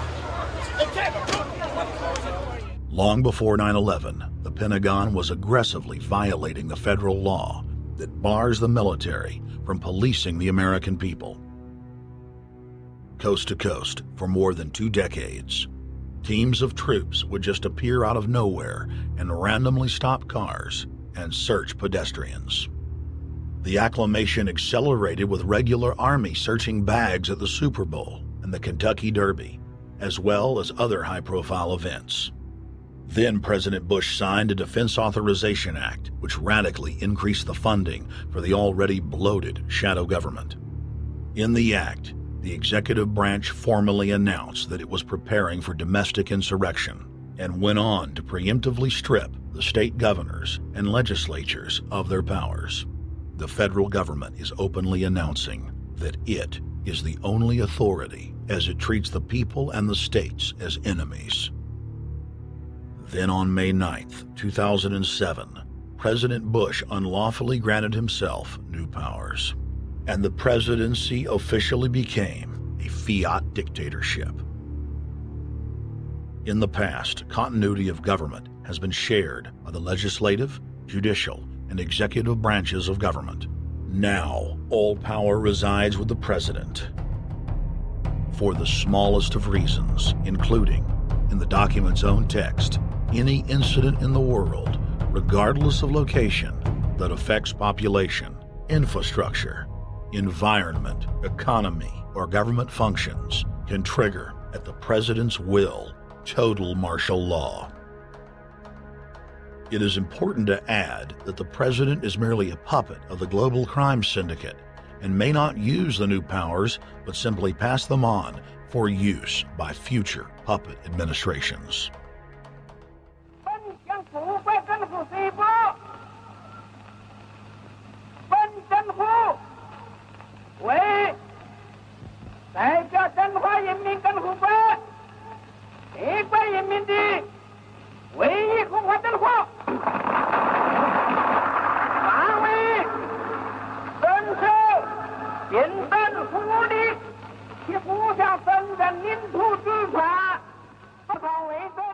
Приобретена эта победа. Не забывайте принесенных вами жертв. You must teach people to love their leader. This is the only most important.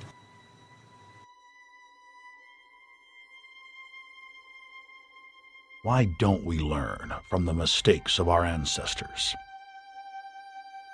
Why does humankind find itself bound in a cycle of bloodshed and enslavement? Predatory elites have always rationalized their oppression by claiming that they are superior and have the divine right to rule, when all they really are is a gaggle of ruthless psychopaths, parasitically feeding on the host population until their cancerous movement causes the collapse of the host. There have been thousands of tyrannical governments in history, and less than 10 that can truly be called free. In the 20th century alone, over 150 million people were murdered at the hands of the state. In Russia, the Red Terror consumed the lives of more than 60 million men, women, and children. Hitler's war killed 22 million. During Mao Zedong's reign alone, more than 60 million peasant farmers were killed. And the list goes on. 300,000 innocent civilians killed in Guatemala.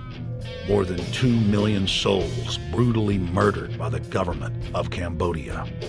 1,500,000 killed in Turkey. 300,000 in Uganda.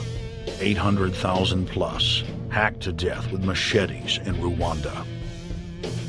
Sadly, there are too many examples of innocent families being exterminated by their governments on an industrial scale to name them all. It is a historical fact that the state is the #1 cause of unnatural death. If you take the 150 million people killed by power-mad government in the last century and divide it by 100,000, the number of souls lost would fill the biggest sports stadium, packed with 100,000 screaming fans, 1,500 times over. That's 1,500 sports stadiums, crammed with 100,000 people each, all exterminated. For those who think it can't happen here or won't happen to them, you have been warned. The carnage witnessed in the last 100 years was only the preparatory phase of the New World Order's master plan. 少有常识的人都会看出，如果我们的铁骑继续前进，这个螳臂挡车的歹徒难道能够阻挡得了吗？ Hitler and Stalin's crimes are now part of history. But the communist Chinese system of evil is not content with racking up the highest death toll in history. The mass murder and enslavement is still going on today and enjoys the full support and sanction of the New World Order. 摄像机拍下的这个画面，同西方某些国家的宣传恰恰相反，正好说明了我们的军队。Communist China serves as a globalist laboratory, a proving ground where 1.4 billion people live out their lives as guinea pigs who serve as test subjects for the formulation of the brave new world. U.S. and British forces worked closely with Mao Zedong during World War II, and at the end of the war, they secretly backed Mao in driving out Chiang Kai-shek and the Nationalist. The OSS, and then the CIA, believed that Mao would have a stabilizing effect. Bill Clinton's mentor and Georgetown University political science professor Carroll Quigley explained in his book, Tragedy and Hope, how the Anglo-American Roundtable groups backed every brand of authoritarianism, from communism to fascism, to ensure that a centralized government dominates the population and the economy as planned. The elite are monopoly men. They seek to create monopolies and dominate populations through the barrel of a gun. In their writings, the leadership of the New World Order has continuously heaped praise on the corrupt Communist Chinese model.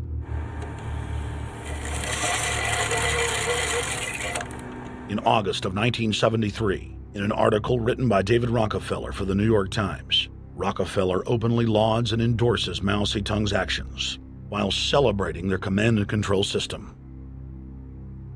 Whatever the price of the Chinese Revolution, it has obviously succeeded not only in producing more efficient and dedicated administration, but also in fostering high morale and community of purpose.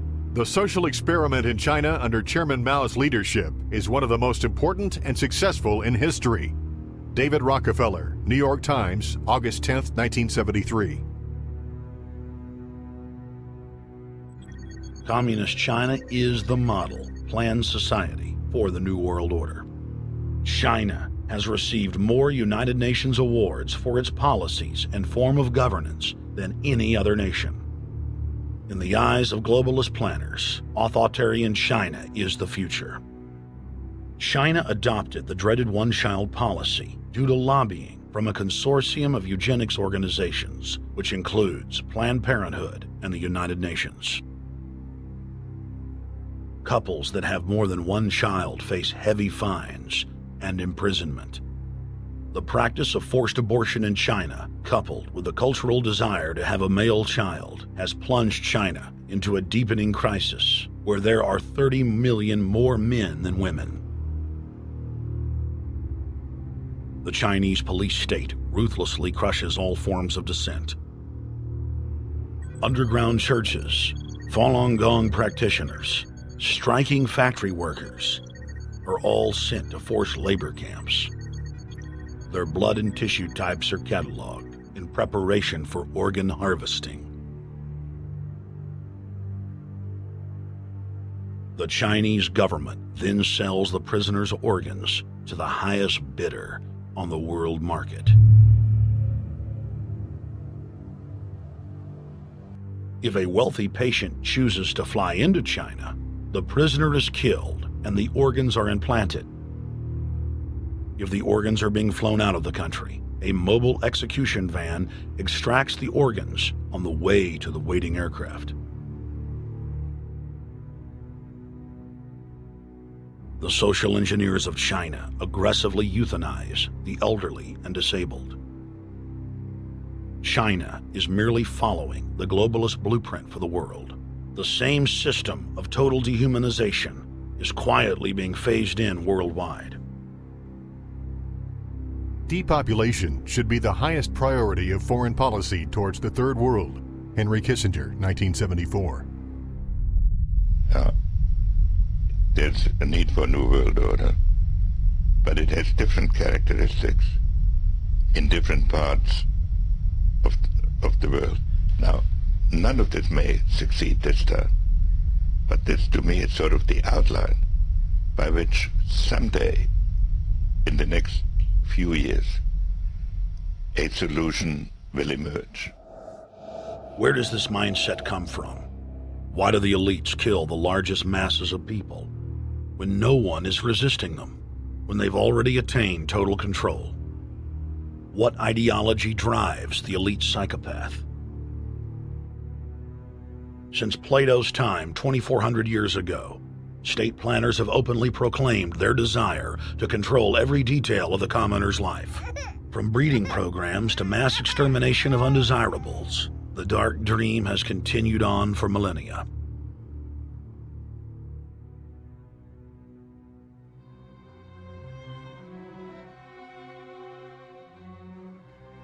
The scientific rationale for tyranny has always been attractive to elites because it creates a convenient excuse for treating their fellow man as lower than animals. Robert Thomas Malthus, famous for saying that a mass food collapse would be helpful because it would wipe out the poor. His fictional scenario would later be called a Malthusian catastrophe. Malthus is important because his ideas led to the rise of a new scientific field that would dominate the course of human history for the next 200+ years. Charles Darwin, an admirer of the Malthusian catastrophe model, developed the theory of evolution, its chief tenet being the survival of the fittest. With the help of T.H. Huxley, known as Darwin's bulldog for his strong support of Darwin's theories were pushed into wide acceptance among key scientific circles throughout England and then the world. Darwin's cousin, Francis Galton, credited as the father of eugenics, saw an opportunity to advance mankind by taking the reins of Darwin's evolution theory and applied social principles to develop social Darwinism. The families Darwin, Galton, Huxley, and Wedgwood were so obsessed with their new social design theory that they pledged their families would only breed with each other.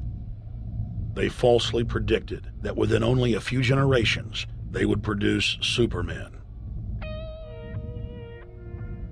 The emerging pseudoscience was only codifying the practice of inbreeding, already popular within elites for millennia. The Four Families experiment was a disaster. Within only 2 generations of inbreeding, close to 90% of their offspring either died at birth or were seriously mentally or physically handicapped. The moneyed class of the planet, and particularly the royal families of the world, who were already obsessed with breeding and filled with a predatory disdain for the underclass, seized on the new science and began aggressively enforcing its aims worldwide.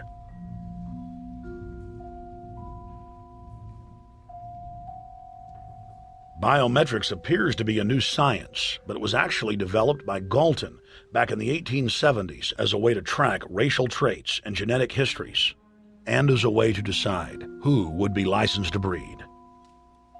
In 1904, the Cold Springs Harbor Research Facility was started in the United States by eugenicist Charles Davenport with the funding of prominent robber barons Carnegie, Rockefeller, and Harriman. In 1907, the first sterilization laws were passed in the United States. Citizens with mild deformities or low test scores on their report cards were arrested and forcibly sterilized. You're 17, aren't you, Alice? Yes, but what have you done with my folks? Well, we're trying to help them, Alice, and you too. They were taken to the hospital this afternoon. Hospital? Wasn't none of them sick this morning? We thought it necessary to present your family's case to the State Medical Commission. After an examination, they decided there was but one important action to take: to have your entire family sterilized. Why, what's that? I don't know what you're talking about. Now, in this state, we have a law which provides for such people to have an operation so there won't be any more children. I see. Now, we've placed your brothers in institutions where they'll be properly cared for. You can go back to your job soon. I'll arrange to have it held open for you. But I'm keeping my job. I'm not going anywhere. Now, you're going to the hospital too, Alice. And you mean they're going to stop me from having children ever? Exactly. I'm all right, I tell you. I won't go to any hospital. We don't want any trouble with you, young woman. If you refuse to go, the officer here will take you by force. In 1910, the U.S. Eugenics Record Office was set up. By then, the British had created the first network of social workers, expressly to serve as spies and enforcers of the eugenics race cult that was rapidly taking control of Western society. The social workers would decide who would have their children taken away, who would be sterilized, and in some cases, who would be quietly murdered.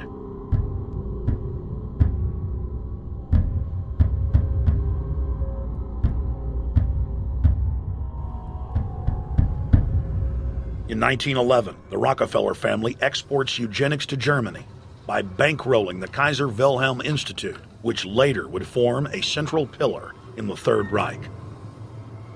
At the 1912 International Eugenics Conference in London, eugenics becomes an international craze and gains superstar status. The futurist and best-selling sci-fi author H.G. Wells had studied biology under top eugenicists and was spreading the new faith worldwide. In 1916, H.G. Wells' lover, Margaret Sanger, starts her promotion of eugenics in the United States. In 1923, Sanger receives massive funding from the Rockefeller family. Sanger wrote to fellow eugenicist Clarence J. Gamble that black leaders would need to be recruited to act as frontmen in sterilization programs directed against black communities.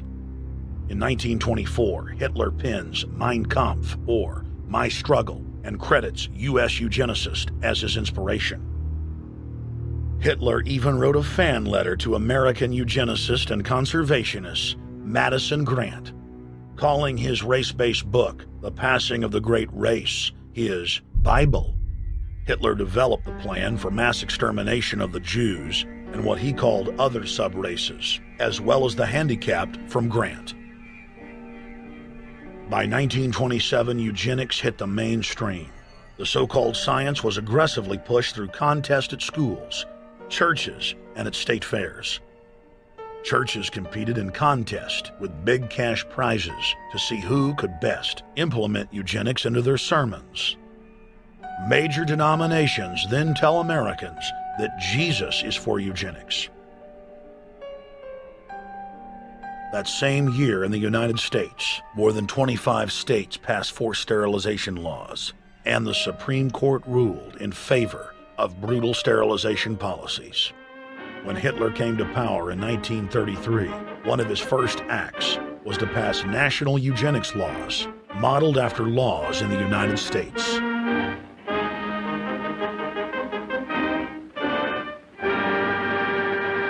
The 1934 film Tomorrow's Children brought the eugenics agenda to the silver screen in the United States. In the case of Miss Mason, I can see no reason for the operation that's been recommended. The girl is perfectly normal. She's hard-working and has a good reputation. Do you know anything about her family background? Oh, yes, Your Honor, I do. There are several other children, aren't there? Yes. What is their condition? One is a cripple. Two others might be classed as feeble-minded. Isn't the oldest son in jail? Oh, yes, I believe so.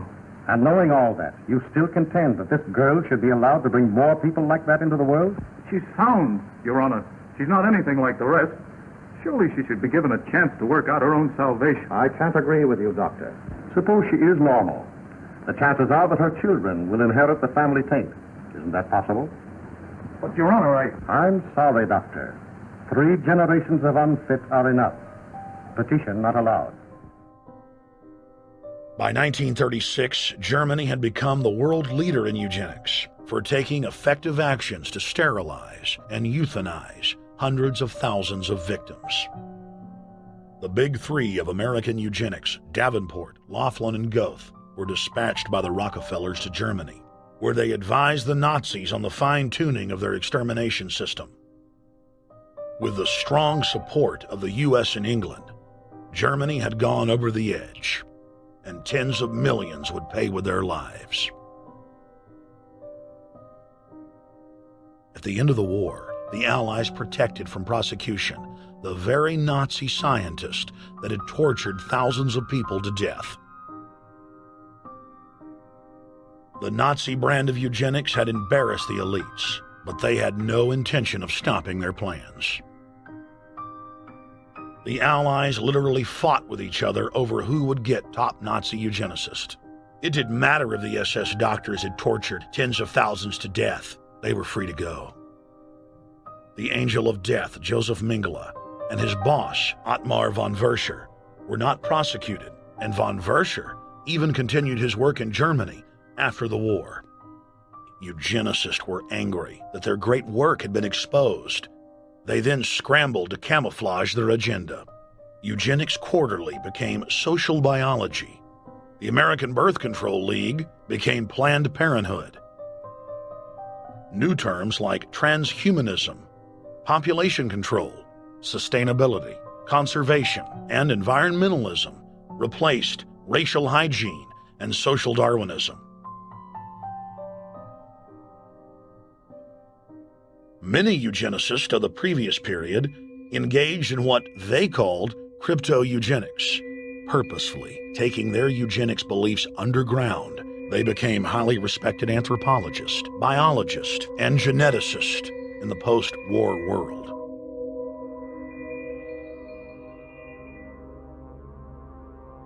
The Allies then smuggled thousands of Nazi scientists out of Germany and placed them in key scientific positions, ranging from bioweapons to rocketry throughout the military-industrial complex. The founder of IBM was a devout follower of Hitler. Thomas J. Watson had supplied his punch card computers and IBM technicians to the Nazis for use in the death camps.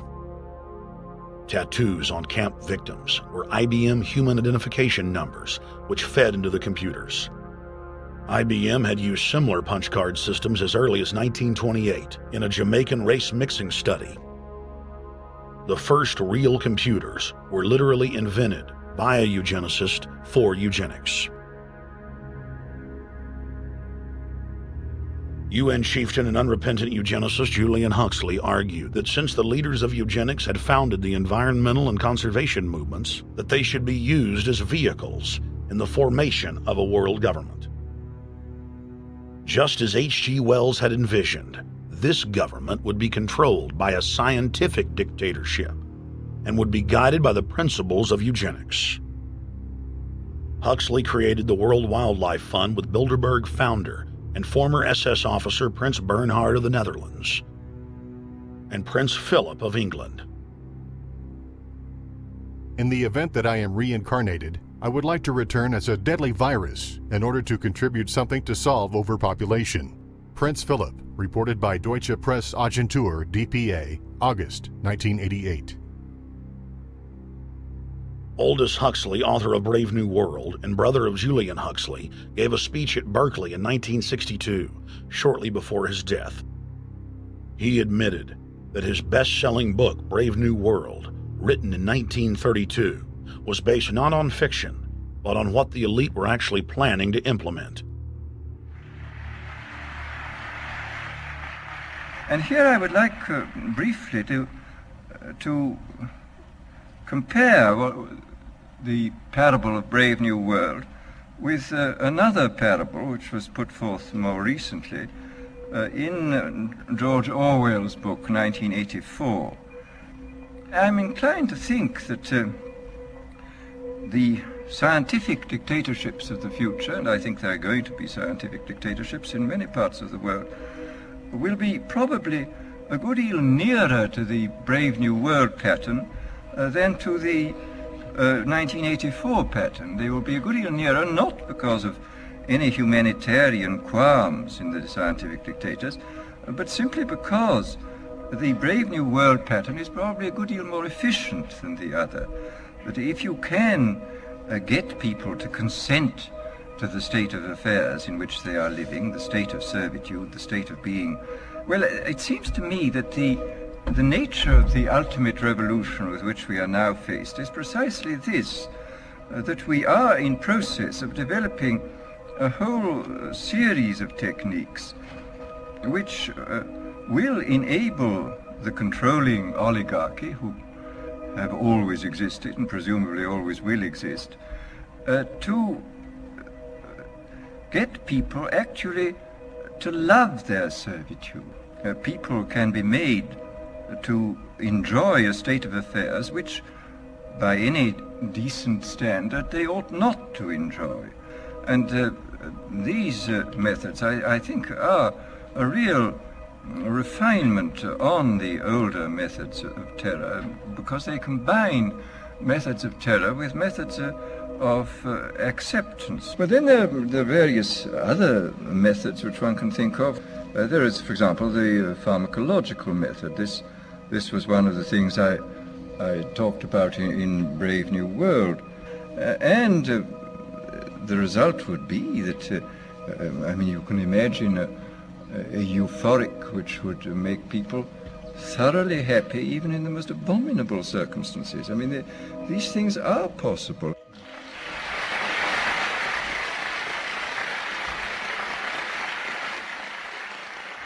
The elite have left a massive wave of destruction behind them as they cold-bloodedly experiment on civilian populations as if we are lab rats. A string of congressional investigations has uncovered more than 20,000 secret tests that were carried out against the American people between 1910 and 2000. One well-known eugenics study, the Tuskegee Syphilis Project, killed hundreds of blacks and spanned 40 years until whistleblowers exposed it in 1972. From 1943 until present, the British have tested lethal nerve gas on their own personnel, on land, air, and sea. Many died instantly. Still others died grueling deaths over several years. The federal government commissioned secret radiation experiments on thousands of non-consenting patients. Hundreds of hospitals in the U.S. injected healthy men, women, and children with uranium and plutonium at dosage levels ranging from non-therapeutic to lethal, killing many of the test subjects. Pregnant wives of GIs were given vitamins by base doctors that actually consisted of highly radioactive uranium-239 and plutonium-241, resulting in violent miscarriages and the death of the mothers.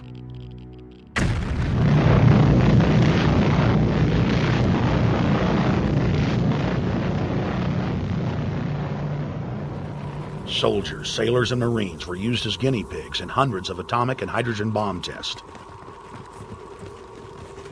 Patriotic Americans were radiated side by side with lab animals.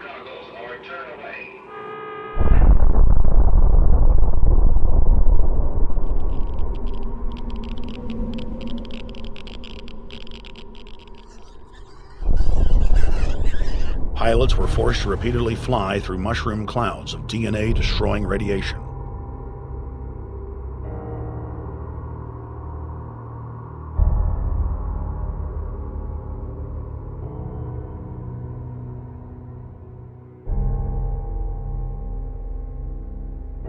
From 1951 to 1961, the U.S. Army paid Israel's health ministry 3 million lira to conduct radiation testing on Sephardic children that immigrated to Israel.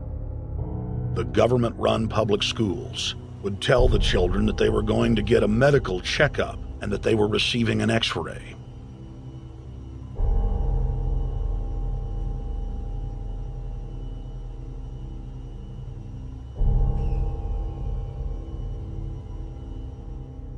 The Pentagon had already radiated more than 4,000 institutionalized children in the United States, many of which had died.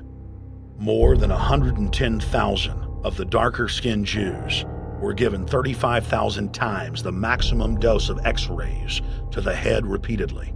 Many of the children died within months. All of them lost their hair. Some still live today and endure excruciating health problems.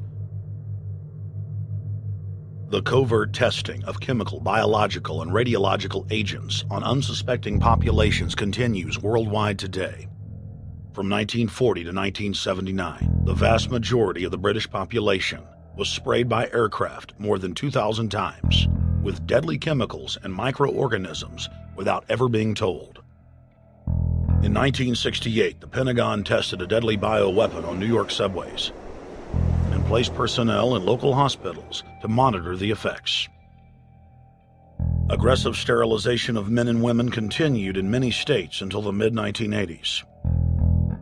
The United States and England are currently testing pesticides and highly toxic experimental drugs on tens of thousands of healthy foster children, many of which die as a result of the experiments. Prisons across the nation have forced inmates to participate in grisly experiments, ranging from pesticide studies to having tablets of dioxin sewn into their backs. Gradually, by selective breeding, the congenital differences between rulers and ruled will increase until they become almost different species. A revolt of the plebs would become as unthinkable as an organized insurrection of sheep against the practice of eating mutton. Bertrand Russell. H.G. Wells, Aldous Huxley, Bertrand Russell, and hundreds of other eugenicists constantly bragged about how the establishment believed themselves to be a separate, more advanced species than the common man. Top eugenicists were bold enough to admit that their real goal was not improving the heredity of the commoner, but to further dumb them down so that they could be more manageable. Nobel Prize winner Russell wrote at length about how vaccinations filled with mercury and other brain-damaging compounds would induce partial chemical lobotomies and develop a servile zombie population. Diet, injections, and injunctions will combine from a very early age to produce the sort of character and the sort of beliefs that the authorities consider desirable, and any serious criticism of the powers that be will become psychologically impossible. Bertrand Russell. Over 100 years ago, eugenicist social planners said that they'd use mind-altering drugs to control the population. By 2007, more than 20% of the U.S. population were on some type of prescription antidepressant.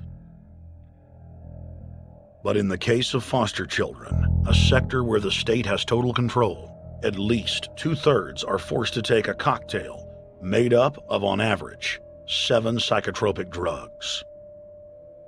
Chairman of the Texas Society of Psychiatric Physicians, Joe Burkett, testified before the State House Select Committee hearing on psychotropic drugs in foster care and shocked the public when he said that 2/3 of foster children in Texas had been placed on psychiatric drugs because they were very, very sick from a bad gene pool. A lot of these kids come from bad gene pools. They don't have stable parents making good decisions. Besides the gene pools, they've then been traumatized by abuse, neglect, and problems, and then they've been traumatized by separation, and all those things predispose to mental illness. The Western world is now implementing eugenics pre-crime policies. Fetuses are now being pre-screened according to family histories of crime. From Portland, Oregon to London, England, Child Protective Services are enrolling newborn children into criminal databases at birth and forcing them to attend probation hearings at age 2. The overlords of scientific dictatorship are ruthlessly prosecuting a war on our most defenseless. In December of 1974, the U.S. government made Third World population reduction a central national security issue. The operation plan, titled National Security Study Memorandum 200, was simply a regurgitation of the British Commission on Population created by King George VI of England in 1944, which openly stated that populous Third World nations posed a threat to the international elite's monopoly of global power. The Kissinger-authored U.S. plan targeted 13 key countries where massive population reduction was called for.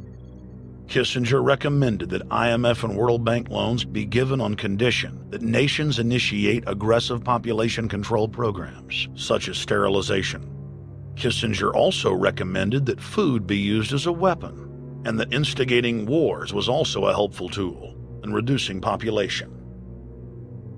In 1972, the Nixon White House also implemented a eugenics policy which was directed by George Herbert Walker Bush, then United States Ambassador to the United Nations. Bush advised China on the formulation of their one-child policy and directed the federal government to forcibly sterilize more than 40% of Native American women on reservations.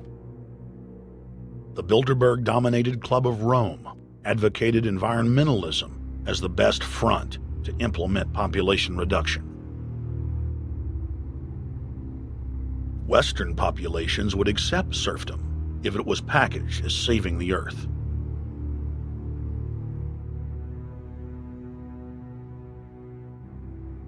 Industrialization of Africa, Asia, and Latin America could be blocked. Citizens would more willingly give up their national sovereignty if it were sold as a way to help the planet.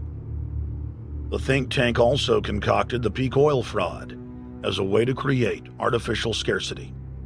And the Club of Rome has been aggressively pushing a global carbon tax as a way to fund their planetary government. In the draft copy of the United Nations Global Biodiversity Assessment, it states very clearly that we must reduce the human population from its current level of about 6 billion people down to about 1 billion people. In the 1970s, South Africa developed race-specific bioweapons to target blacks and Asians, and then subsequently sold the technology to Israel in the mid-1980s. In September of 2000, the Project for a New American Century published a document in which Dick Cheney described race-specific bioweapons as politically useful tools. And somebody mentioned, well, why would they want to reduce the human population when that means less money for them? Most people have no idea. They're not after money. They have all the money they need. They're after power. That's their aphrodisiac. The overlords of the New World Order are now aggressively pushing for a worldwide one-child policy. The Chinese one-child policy was phased in gradually. In the 60s, when it began, you only had to pay a tax penalty. Only later did they imprison you if you had more than one child. Now the exact same proposals to penalize couples who have more than one child are being made in the United States, England, and Europe. In the push to reduce global warming, children, according to some, are the new culprits. A think tank in the UK says too many kids are what's making the planet worse, saying large families, anything over 2 children really, should be frowned upon as an environmental no-no, akin to not reusing your plastic bags, driving one of those big gas-guzzling cars, taking long trips overseas. The UK, in fact, has negative growth. I think Canada does too. That still, families in our rich countries shouldn't have more than 2 kids. In 1998, Ted Turner pledged to give more than $1 billion to the United Nations to be spent in the implementation of population reduction policies planet-wide.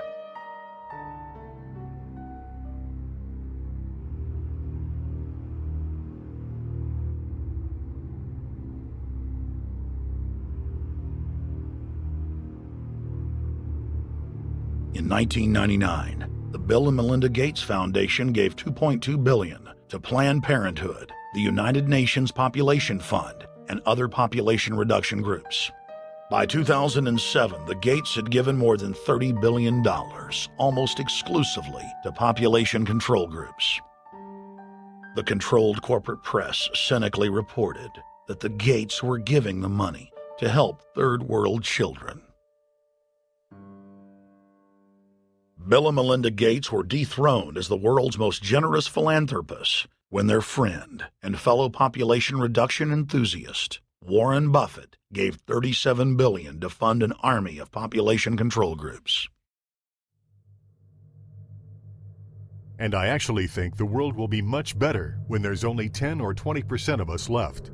Dr. Eric Pianka.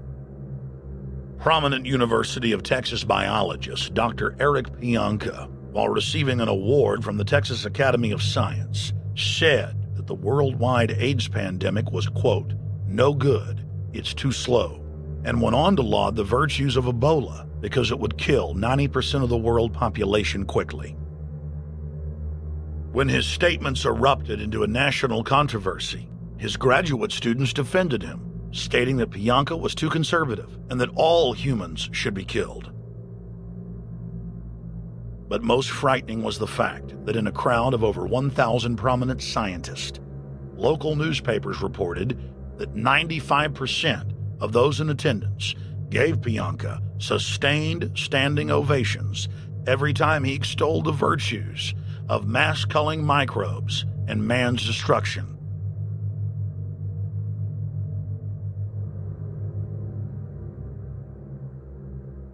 China was able to turn the corner and become the leading world superpower because they have a police state and they are able to force people to stop reproducing. Dr. Eric R. Pianka. The eugenics movement has now shaken off much of its Nazi baggage and is using people's legitimate concern about the environment as a cloak to conceal their real agenda.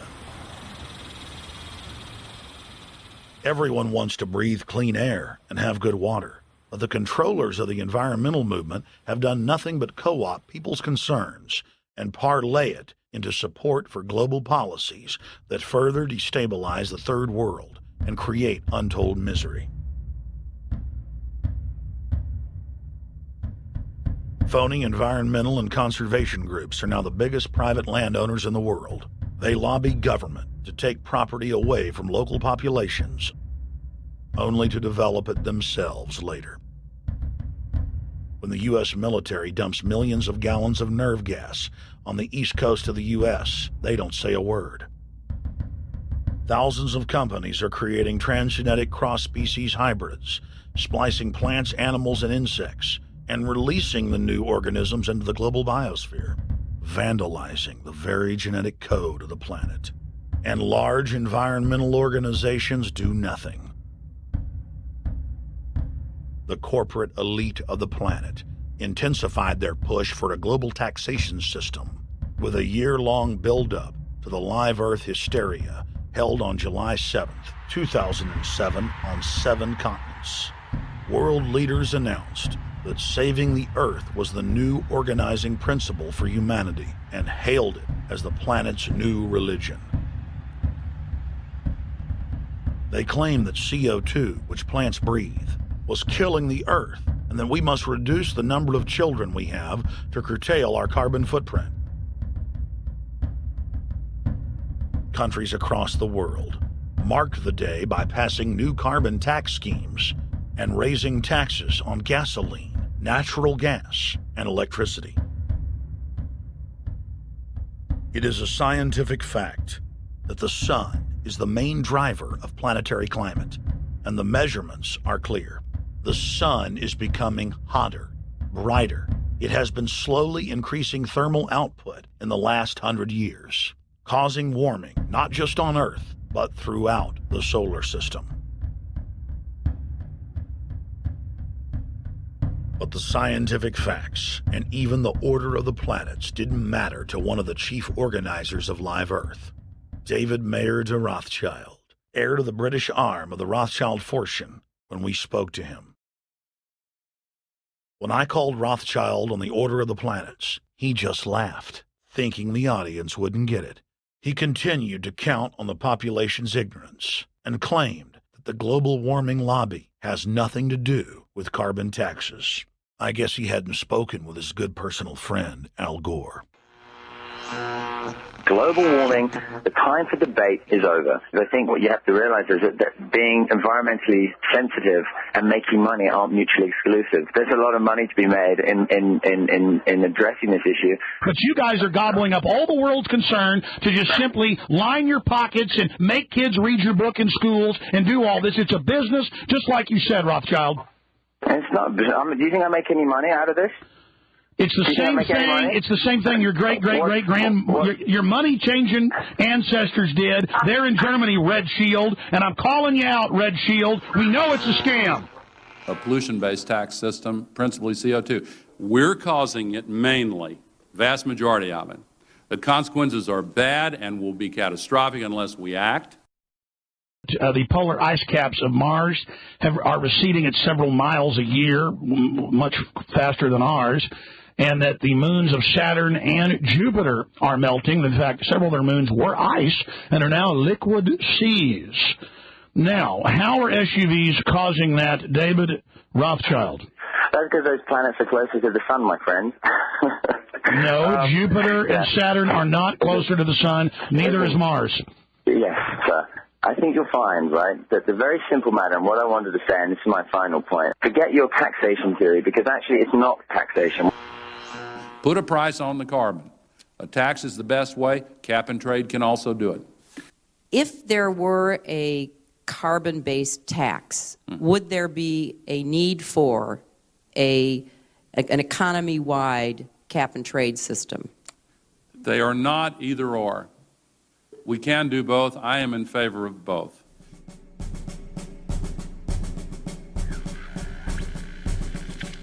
The architects of the New World Order are in a race to complete the structure of world government so they can suppress the independent development of technologies that threaten their monopoly of power, while at the same time steering new developments in the direction the architects chart for humanity.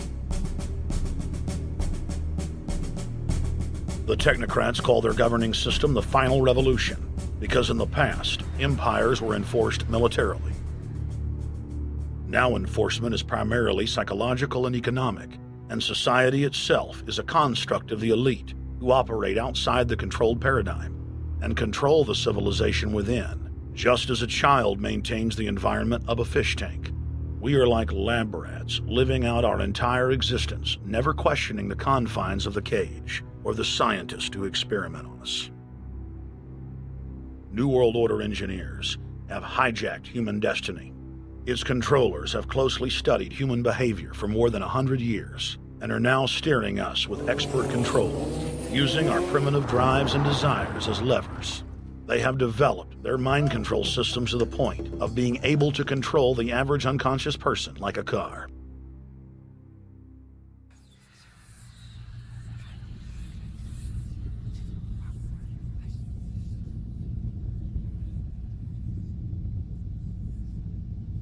Eugenics dominated the 20th century. Its ruthless spirit has now metastasized into the fields of genetics, nanotech, and robotics. But that's not surprising. From their inception, all three disciplines have been dominated by eugenicists.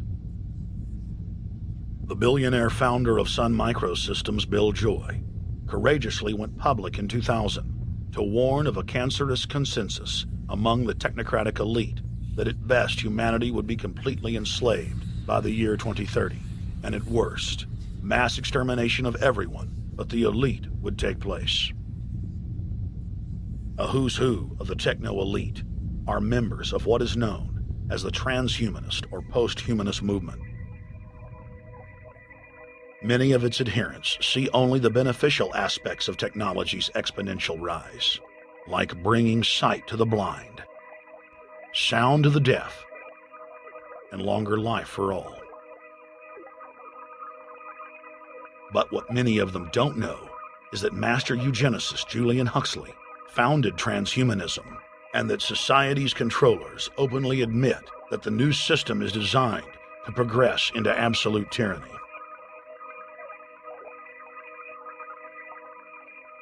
Leading transhumanist Ray Kurzweil boasts that technological advancements will allow those that can afford it to live forever, but admits that most won't be able to keep up with the new master race. The drive for world government is now all about who will control and have access to radical life extension systems. Biological evolution is too slow for the human species. Over the next few decades, it's going to be left in the dust. Transhumanists believe that they will attain the fountain of youth by merging with technology. Now, it may be within their reach. Decades ago, transhumanists said that if you did not accept augmentation or enhancements, you would no longer be able to get jobs. And now it's happening today.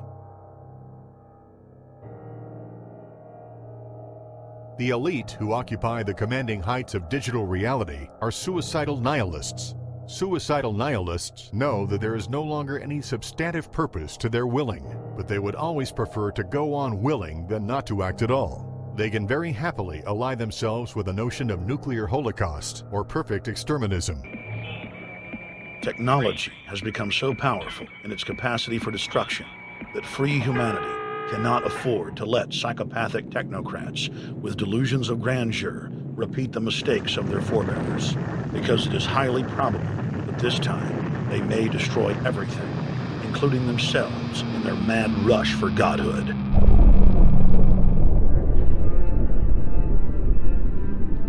In this film, we have chronicled the Overlord's bloody orgy of experimentation, which already claimed the lives of more than 150 million people in the 20th century. And now they are promising to deliver an invincible tyranny that will dwarf their past exploits. In the days of World War II, there were sovereign nations and armies to stand against Hitler's final solution. Once world government is in place, no one will be able to stop the New World Order's plans for global population reduction. For those immune to psychological programming, hundreds of FEMA camps have already been built throughout the United States. In their quest for population reduction, no method is off the table. These dark builders intend to release a string of man-made bioweapons plagues, each one worse than the last, while at the same time expanding the police state to enforce an orderly extermination of the population, all in the name of fighting invisible terrorists. And the Georgia Guidestones stand today as a cold testament to the elite's sacred mission. To have a two-class system where the underclass are forced to live as slaves in tiny enclosed cities, while the elite enjoy the land of the earth, evolve into superhumans with the aid of advanced implantable technologies, live eternal lives, and travel throughout the cosmos. This is the promise given to the inner members of the New World Order and the agenda of the Bilderberg Group.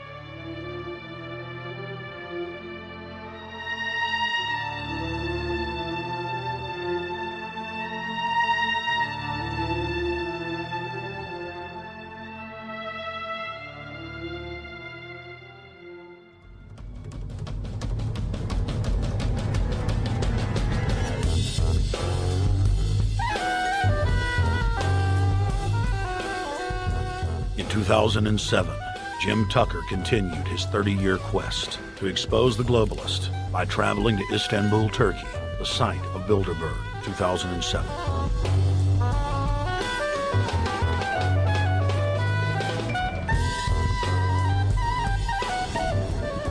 Jim Tucker, thank you for coming on, my friend. It's always fun. Jim, tell us what you saw today when you were out at the Ritz Hotel. We were at the Ritz-Carlton. It looked like a typical Bilderberg scenario. They had the armed guards all around the place. They had platoons of cops in formation waiting for the disbursement. They also had cops all the way around the building, and they had all those high-tech things where every member can hear whatever's spoken in any language, instantly translate into his own language so they can keep up with it.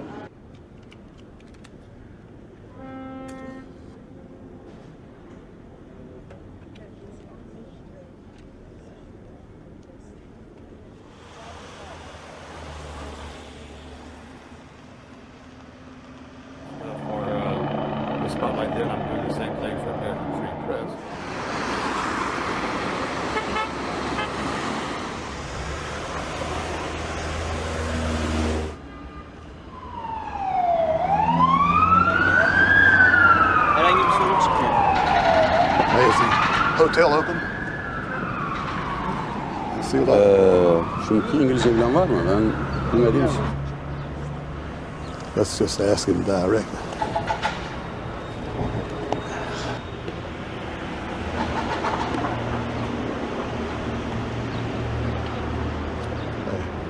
Is Bilderberg meeting here this weekend? You can look this way. We had my two personal cops following me today. I was not aware of it because my nose is always sticking to the camera and my jaws are always flapping. But the TV crew said those guys are going to follow you. And their car followed us out to the hotel. Then they identified the two cops in plain clothes, not business suits, but sport shirts and so forth. Yeah. That's the car that's been on our ass? Yeah. I want to photograph him? Yeah. You are, aren't you? Well, they're very likely Bilderberg boys.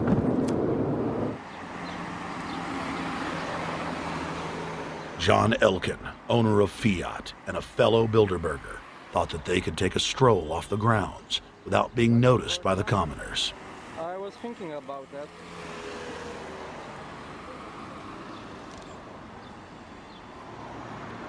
This Bilderberg attendee sneered at our camera.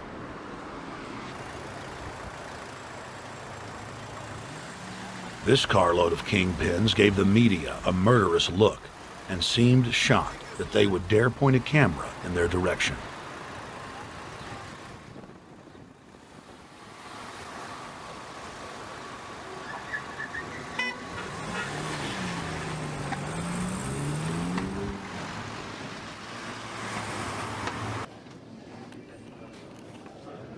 In 2007, the Bilderberg Group received the heaviest global coverage in its history. Jim Tucker witnessed press conferences attended by hundreds of members of the media and a new generation of info warriors, like reporter Paul Dornanu of Romania, are tracking the elite, no matter where they hide. Expunem acest grup Bilderberg. Now, Jim, my governor, Rick Perry, it's in the front of the Dallas Morning News. The headline reads, Texas Governor Rick Perry to attend Bilderberg. What does it mean to have the governor of Texas in the Dallas Morning News just admitting he's going to Bilderberg Group? It means he's a potential president, even as the obscure governor of Arkansas, Bill Clinton, lost his virginity at the Bilderberg meeting in Baden-Baden, Germany in 1991. And he's elected president the following year. Now, if he goes nowhere in a run for the White House in the years ahead, they'll drop him like an old shoe. They do that often. But officially, Bilderberg considers Governor Rick Perry a potential president of the United States.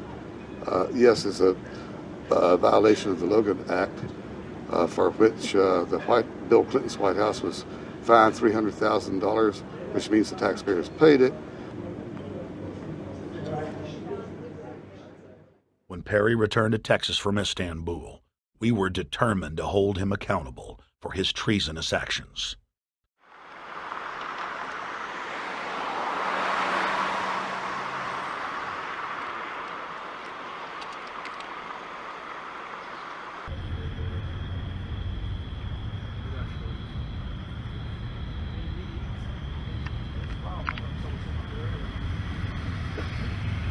We don't want our roads, our water, our power plants, our entire infrastructure turned over to the New World Order. And we tell you now the people are rising up and learning what you're doing, and they're angry. And they're tired of it. Stop enslaving us. Stop setting up tyranny. Stop going along with the New World Order plan if you've got any soul left, Rick Perry.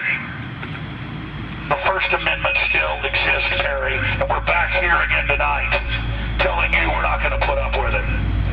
Long live the Republic!